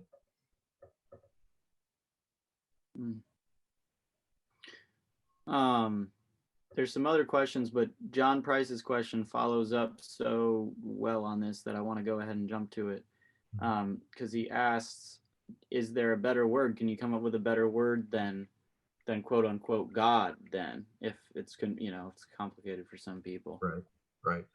That's a great question. I've spent a huge amount of time talking about that and probably bored Jody ad nauseum with my ramblings about that. So the answer is, after a great deal of consideration, and not just mine, but with people that have near-death experiences, no. What the English language needs is a new word that better describes what near-death experiencers describe. God is a loaded word. The significant majority are still okay using that, I think mainly because they don't have another word for it. But again, when you talk about this entity that is overwhelming, loving, accepting of who they are, that they feel deeply unified and connected with, that they have that sense of overwhelming knowledge, and in NDEs themselves are often described as ineffable. That means difficult to put in words, but especially when you encounter something like God or some of these other deep, unearthly spiritual concepts, the ineffability is even compounded. So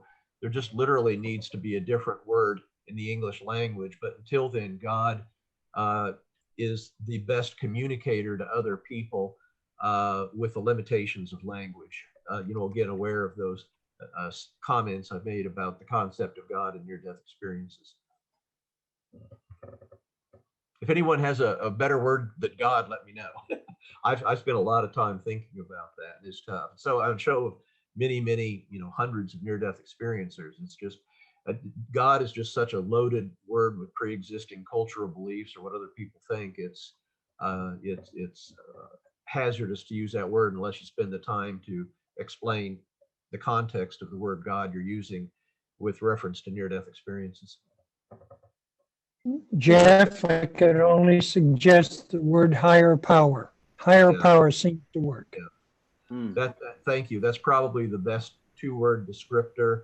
That probably would be a better. And near-death experiencers all over the place are using the term higher power. So from an NDE or Ed, I think that probably, if that were more widely accepted in society, so that people were aware, that God means one thing, and what you encounter in a near-death experience is literally a higher power, not power in a power over you, but a power you're unified with. That concept could really, I think, help people share their near-death experiences and help humankind understand what God really is all about, as shown through NDEs. Thank you, Ed. That was good. The one I use is life itself. And by life itself, I don't mean this life. I mean life itself, of which we're all a part. And that makes it not a separate entity to us. Even when you say higher power, to me, that's a separate entity. And I don't believe in that separation. So for what it's worth, that's the one I use. Life itself. This is great. We're having two concepts better than God right there. So I'm glad everybody heard. And life everywhere, or the all, the one. These kind of concepts are used. Just to thank you for sharing it. We hear that over and over with near-death experiencers, and you can imagine how hard it would be for near-death experiencers to talk about sharing God. And if they could share it to other people, and they'd say, "Oh, this is the God, of the Old Testament that's wrathful and judgmental," and near-death experience. But no, that's not what I encountered. And so it's thank you all for sharing that. I think, I guess maybe, and I stand corrected, there are some phraseologies that would be better than the phrase God. It's just that they need to be widely known and accepted and utilized by NDErs. And I think that would help clarify what people describe when they encounter what they most often currently refer to as God in near-death experiences, because God is so beyond earthly, concepts. Interesting. Pat, you have a question? Go for it. Yes, I do.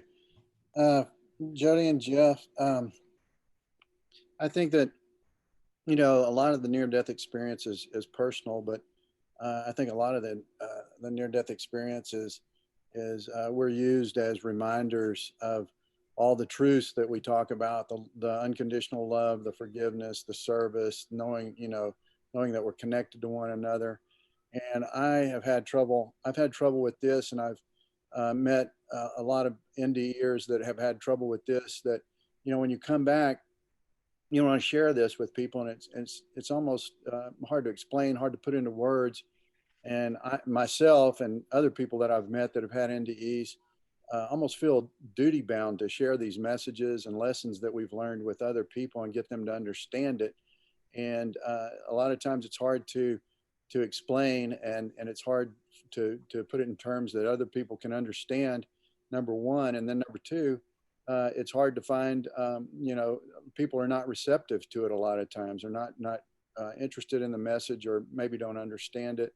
And in fact, even scared by what we want to share.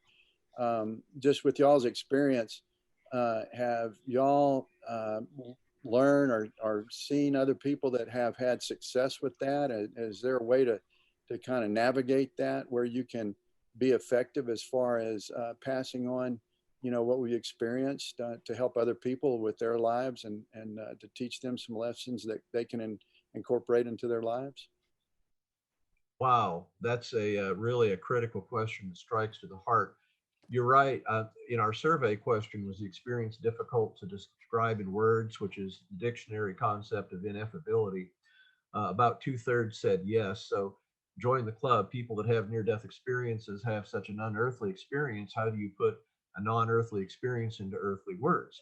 And so it takes time. I think it just takes, after the NDE, that's part of the development. You have to sort of conceptualize and find a way to share, conceptualize yourself, and then following that, share with the world an experience that doesn't lend itself easily to earthly language. So I think there's that sort of step after near-death experience is sort of growing and changing and having the ability to share it fluently and effectively in words. I mean, you see all the time people are very shortly after their NDE sharing it for the first time in public, that it's very difficult. I mean, they're struggling to find words. They know damn good and well what happened, but sharing it with a group is difficult. If people have shared it with a lot of groups, they tend to be much more fluent. They've processed how they can best phrase, with the limitation of earthly languages, as best as possible, recognizing that, it isn't perfect, but at least it gets the message across as best as possible. So I think that, you're back to that English language and ineffability issue, but very importantly,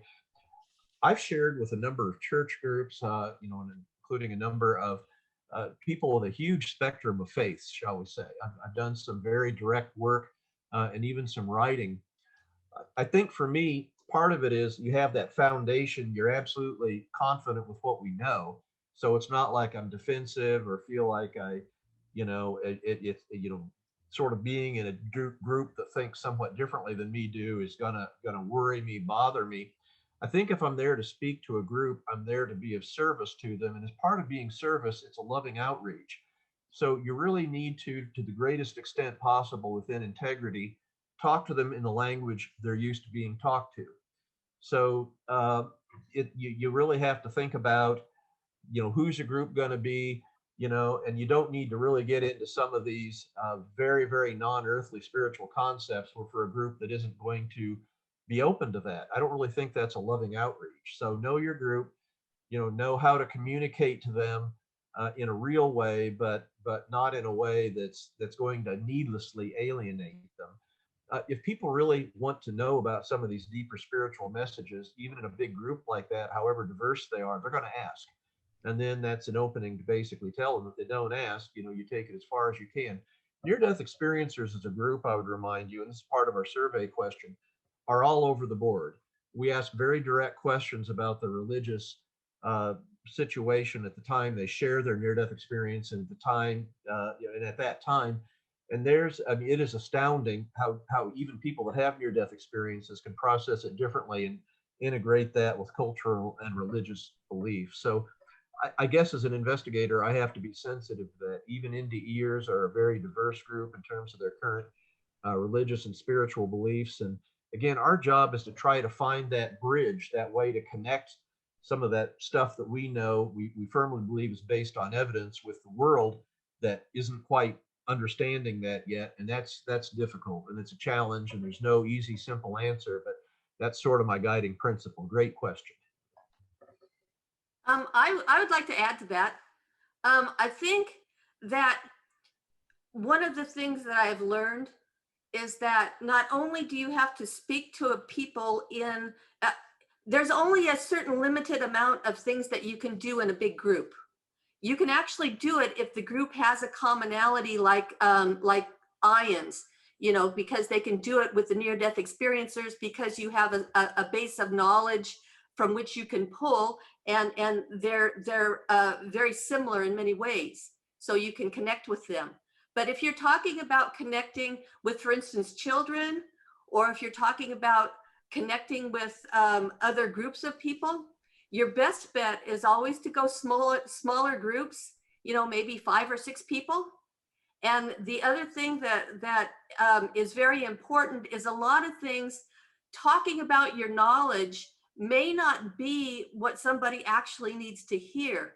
They may need a role model to say, hey, here's somebody who acts loving, and just knowing that that's the basis of the near-death experience. Acting loving towards other people and giving compassionately to other people of your time.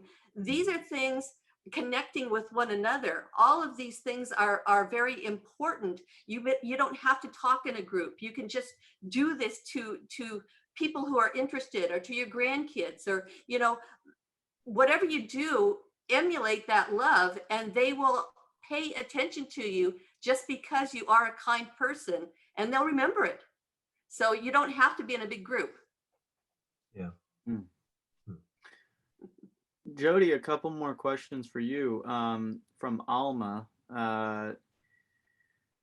asking you to sort of follow up on what you had said about the fourth dimension, or the other side. And she asked if NDEers, as she feels, live half there and half on this plane, which is why they may be misunderstood in terms of personality change. Well, I think that, again, we're dealing with several different aspects. And so, yes, there are people that do walk in both worlds, you know, but again, and yes, they can be misunderstood because not everybody does that. I mean, I've run into so many people that the minute you mention out of body experience, they just go berserk. They say, oh, you're one of those, you know. I mean, so it all just kind of depends. You know, so the best thing to do is you communicate with people who are interested in learning certain things. You don't have to come right out with a big, you know, a big discussion about God if somebody can't even understand you know, which side to put their foot on, you know, to put their shoes on. You got to reach them at their own level. And so in my way of thinking is you can talk about the near-death experience, and some people will misunderstand you, and those people you don't need to talk to again. Or you can, you know, it's totally up to you how you want to do it. You know, I mean, that's what communication is all about. Another question for you, Jody, was and this is right along the lines of what you were saying, but Brother Ed asked if you could say a little bit more about quote unquote not paranormal and expanded spectrums. Well, I can talk about them for probably days. So, but what I can do is I can always say, hey, if somebody really wants to know more about it, we can have we can talk offline, and I'll be happy to talk with you, or be on a podcast or something, you know, and have people ask questions, because I do enjoy that kind of talking. And we've seen so many of them in all 3 different websites. We've seen so much, so it's very easy to talk about them. And Giali, well, I see you right there. Do you want to ask your question? Yeah, actually, I have a question because I'm interested in Tibetan Buddhism for quite a long time. And then I really find your research is very interesting and also seems provide strong evidence for Tibetan tradition of tutoring for the dying process, especially the Bado. I think that's something I think maybe for the Asian or like Chinese people and Tibetan people, they all very familiar with that concept of Bado. Yeah, I understand what that is. Yeah, so I'm not sure if you have done any research on that, because I think that just seems aligned very well and just a fit to each other's talking and concepts. Well, I think that one of the things that you might find out is a lot of the Western world is very concerned about hellish NDEs. And I would think that you can actually draw the parallel to some parts of the Bardo, you know, and that a lot of people, they don't have enough energy to hop up to the different steps of the Bardo. And so one of the ways I keep talking to people, I say, please be more compassionate to people, be more loving to people, and do these loving acts for people, because these are your brownie points. These are how you don't wind up in the hellish bardos. I mean, it's almost like being a Pac-Man, and you're getting as much love as you possibly can around you and surrounding yourself with so much light so that you can actually probably go beyond the bardo. I'm sure that there are many that have done that, and they get off the wheel of reincarnation. They get off all these kinds of things. And it's all due to how much love and care you put into other people. Thank you. And I think a follow-up question is, I think in West or East, we all think the dying people might go to the heaven or go to hell. So I'm not sure if there's any difference between these two different directions. Wow. Well, I guess a lot of it, I'm not exactly sure. And the reason I'm saying that is that I think that sometimes people will go or experience things that 我 they 现在 don't have enough 在 energy for. 听课，差不多10分钟。OK。 Sorry about that. Oh. Please, everyone, please remain muted unless. And I think part of the reason is, like, for instance, you would think that a lot of people will automatically go to heaven because a lot of people who are suicidal will report these wonderful things that happen. But I also think that there is a certain mindset that they can't go beyond certain things. Like, for instance, some people have seen what dreams may come. And that was really an important visualization of what might happen to somebody who was stuck in a depression and who would be surrounded in this muck they just can't seem to get out of. And so can they tell the difference between good and bad? I'm not sure that some people are actually conscious enough to be able to do that. So in one way, I can actually see what you're saying. But in another way, I could say that there are enough people who have actually gone further than that, because our NDEs, Jeff, what is it, 95%? I mean, are all positive? Okay, I'll jump in. The Journal of Near-Death Studies that recently came out, they did an interesting review of over 500 sequentially shared NDEs and found that only about 3% were completely distressing throughout the entire experience. So that's very unusual, and only a minority of those actually had some concepts of hell. Just very succinctly, near-death experiences in hell, because that's the #1 question that I get emailed.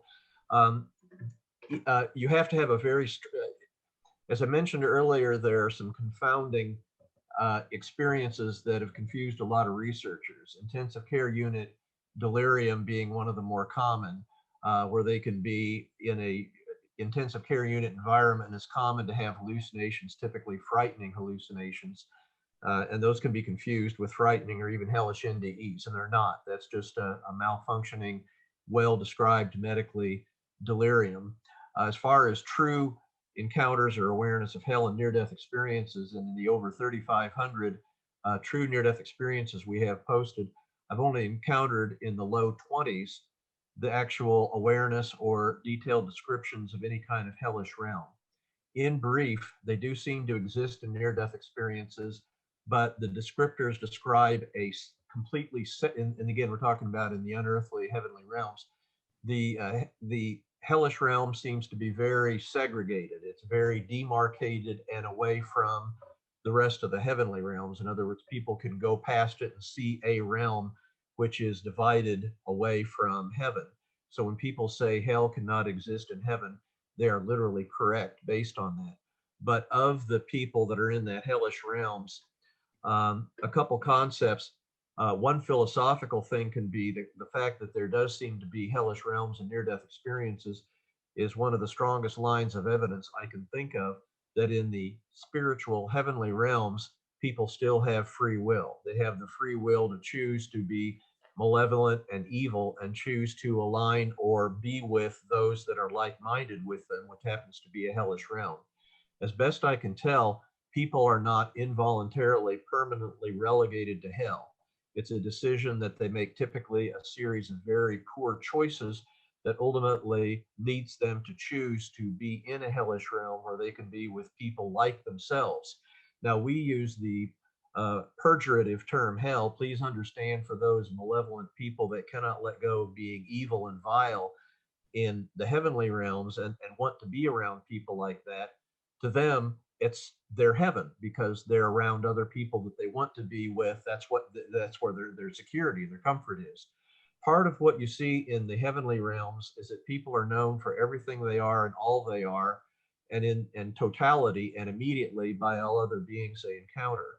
So you can imagine the reluctance of a Hitler-like being in a heavenly realm where they immediately are known by all other beings, even if fully forgiven for who they are and what they were during their earthly life. So not surprisingly, there seems to be a congregation of people who, as best I can tell, even in the heavenly realm, choose to be a part of that realm because that's who they are and what they are. Even when people visit hellish realms, they typically have the ability to choose to leave. So I believe leaving a hellish realm is, as best I can tell, and again, this is based on limited evidence, but it seems to be that they have a choice. They can choose to leave any time that they so want to, but again, they lose that familiar, to them, paradoxically comfortable realm of hell. So that's a little bit about, I don't think any other near-death experience researcher believes in the concept of a permanent involuntary hell. So I think this is in a truly loving God that truly allows us free will on earth and in heaven. This would be actually arguably expected that some would choose to be in a hellish realm. I might add too, for those that have hellish near-death experiences, it's fairly common that after their near-death experience, that they will be of the opinion, gosh, I had issues in my life, serious issues such as anger, guilt, resentments, and there was literally no way that I was going to confront those issues in my earthly life after my NDE, other than to have such a horrific experience. And so they very often go on to make those positive changes have the same positive after effects as other near-death experiencers, and grow to not believe that they are fated to a permanent involuntary hell, but that was simply the path they had to walk to best live the rest of their earthly life. Thank you. That's as best I can tell from, again, we're talking about things with near-death experiences in the low 20s. So as best, that's my speculation. I would emphasize as best I can based on what data I have. But I think Jody just give a very valid point, because the near-death experience not go far enough to go to the next stage. So I think, yeah, a lot of things still remain in speculation. Yeah, thank you. Thanks, Jolly, and thank you, Jeff. I know we have a couple more questions. I know we've gone over the hour and a half significantly, but it seems everyone's still attentive. And Jeff and Jody, I hope you're all right. There's okay, Jim. I see your hand up. I have one question before we go to you, though. That was I can't find who asked it, but I know the question was, how can we raise our consciousness, so to speak, such that we can have an NDE-like experience without necessarily having an NDE?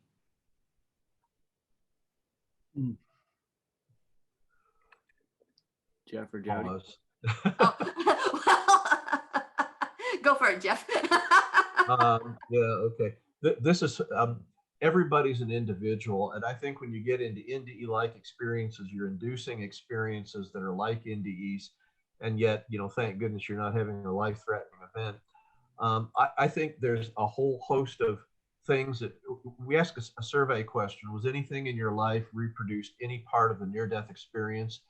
The number one thing that kicks out, other than another near-death experience, is meditation. So I think meditation, properly understood.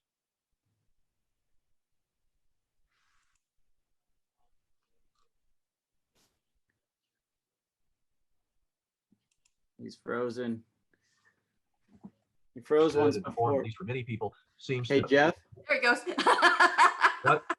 Hey, Right Jeff. back in. Yep. Oh, I had an out of internet experience, but I'm back now. Okay, that one. Where was I on that? So you kind of just started into meditation, and then you froze. Okay. Yeah. Okay. Yeah. I think the number one thing that people that have near-death experiences share, say, reproduces any part of it. The most common one is still, well under 50%, but the more common thing is meditation. And so that again is a broad concept. There's different ways to meditate, but I think people have found that sort of peace, clarity, and sort of, in some way can reproduce a little bit of a near-death experience. Certainly other people, attending groups like this, may find some sort of concept of a sharing of peace, love, a connection, or unity with other people there, and sort of in some way have that sense. At least from my personal opinion, the near-death experience is so unearthly that you sort of have some awareness of it at some level, but I think it's for the overwhelming majority of people all but impossible to induce a full-blown near-death experience.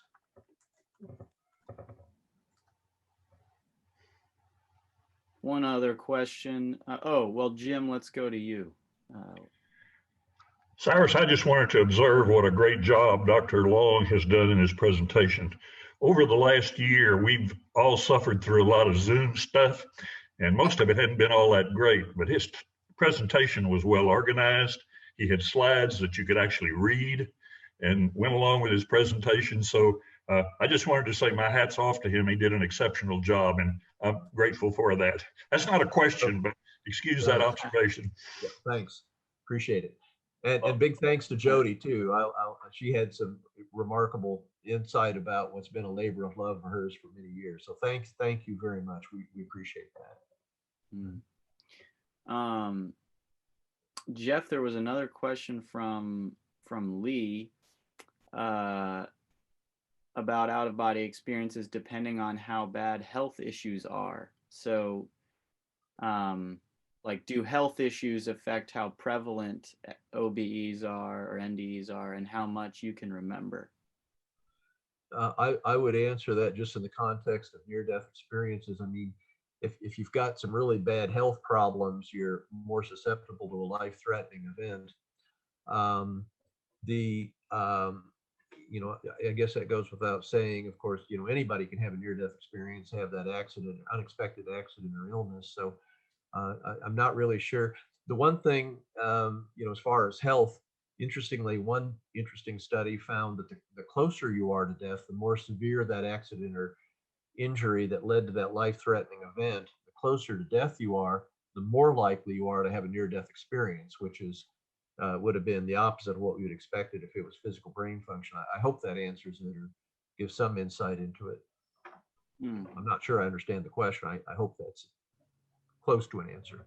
Yeah, Lee, are you still with us such that? Yeah, it did.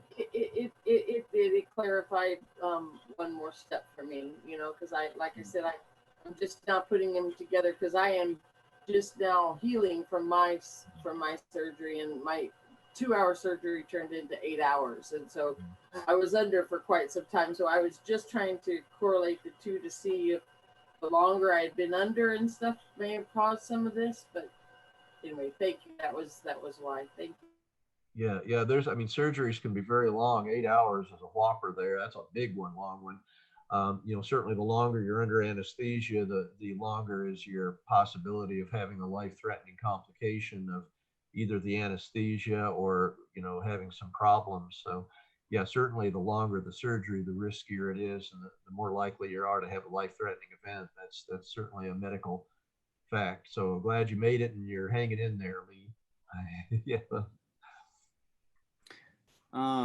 So Jeff, I'm gonna pop in with another question, and this is just coming from my background as studying cognitive science in college and being pretty rational and atheistic in my orientation towards the world, and then kind of changing my tune through my own, not near-death experiences, but spiritually transformative experiences, meditation being one of them.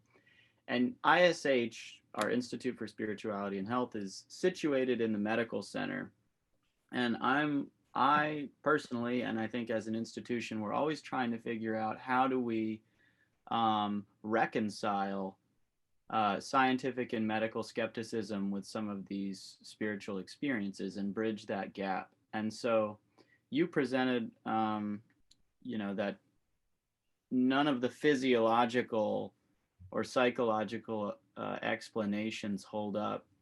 I'm curious to know what are the physiological what are the dominant physiological explanations held by physicians that you encounter, and why don't those stack up?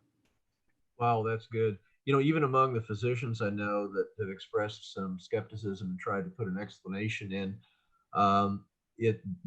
there's so many varied ones. It's ridiculous. In current times, probably the most popular skeptical explanation is, are NDEs related to a psychotropic or brain acting drug called DMT? And there's a buzz on the internet about DMT experiences, illicit drug experiences, being similar in some way to near-death experiences. And I ignored that for years because I thought it was ridiculous, but now it seems to be about the number one thing we hear from a variety of sources.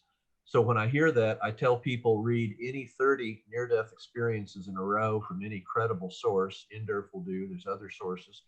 And then go to a website called Arrowid, EROWID.org.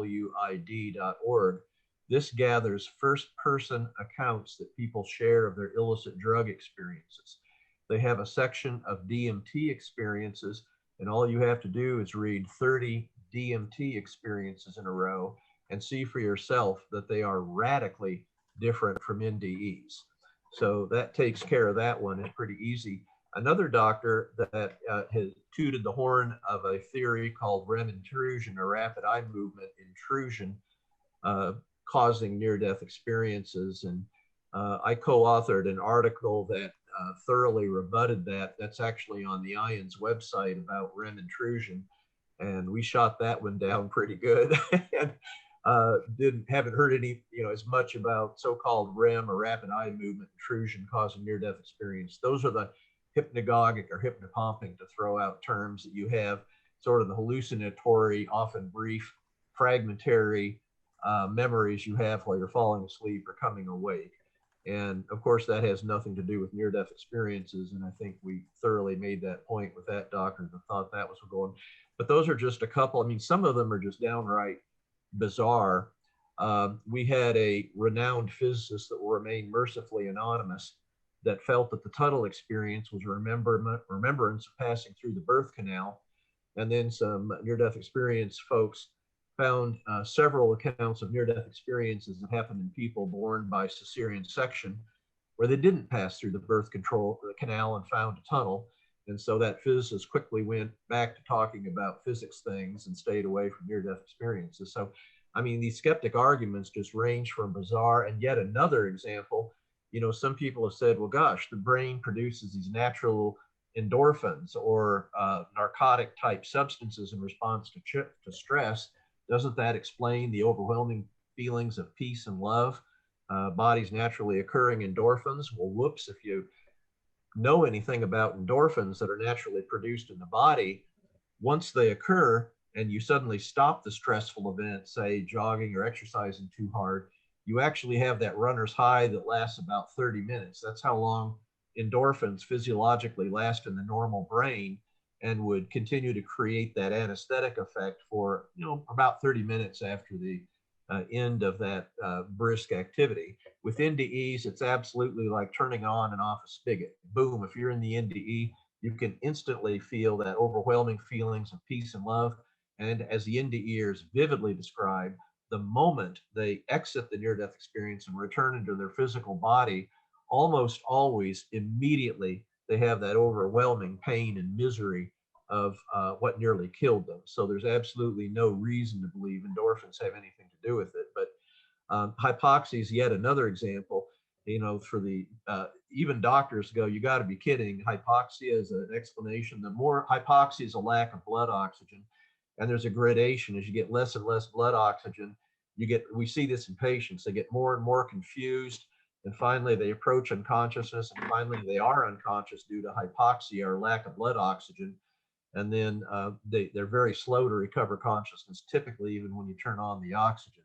And again, that's not observed. To explain a highly lucid, organized experience of an NDE as being due to a diminished blood oxygen is, frankly, medically speaking, bizarre. And yet that's out there. So that this is, now you've seen a quick survey of the skeptical explanations. Now you probably have a better understanding why there's so many of them and why none of them hold water, not even a little bit. And those are some of the major explanations I shared with you, not some of the fringe ones. So Elizabeth had a great question. Do you find that the level of trauma experienced that brought on the NDE correlates with the depth of the NDE? Yeah, again, I mentioned briefly about the fact that one good study showed that the closer you were to death as assessed by the physician team, the more likely you were to have a near-death experience. And that's not what you would expect if NDEs were due to brain function. So and I've observed that too in my research. The people that are, the deader, the better. The more, that's one way to put it. The closer they are to death, the more likely they are to have a near-death experience as opposed to a brief transient episode of unconsciousness. So the closer you are to death, the more likely will be an NDE. In fact, we have a small series of NDEs that occurred and they regained consciousness while they were in the morgue. These are typically decades-old experiences in undeveloped healthcare systems. So don't worry, everybody. But again, just a vivid example that the closer you are to death, the more likely you're going to have an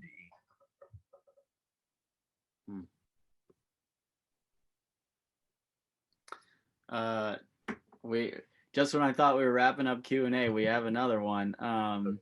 But we can let this one be the last one. Thank you for your grace in giving so much time. Is there a correlation between sudden death experience with NDE? Yeah, sudden death would be like presumably trauma so severe that boom, you immediately lose consciousness.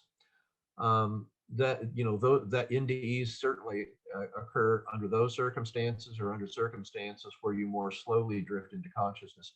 Again, I haven't studied that formally, so I can't be definitive on that. But I don't think that there's any correlation between the time spent passing through diminished consciousness to unconsciousness as opposed to immediately being unconscious, say sudden head trauma, and having an NDE. But again, I'd emphasize I'm not aware of any research on that either. But in my remembrance, I don't think there's any strong correlation. By the way, since we're running near at the end of time, if anyone does have any questions, please don't hesitate to email either Jody or myself. It's jody@ndurf.org or ndurf@ndurf.org, and we'd be glad to respond to your questions if you've got some burning questions. We've run out of time. Well, thank you, Dr. Long and Jody. Yeah, very much appreciated for your excellent presentation and for the work that you've done in putting together all these near-death experiences and studying them, and raising awareness as you have through your books and talks. So thank you. Well, you're very welcome. It's been a real pleasure. Thank you. Great questions, and I always love it. Very insightful. I always learn when I yet more when I get these very thoughtful, interesting questions. Thank you. Appreciate your interest as Jody and I talk here. Good gosh, we've been going on for 2 hours and 15 minutes. So all those remaining here ought to get an award for longevity or something. Well, Thank you, Jeff and Jody. Well, Thank you. Thank you.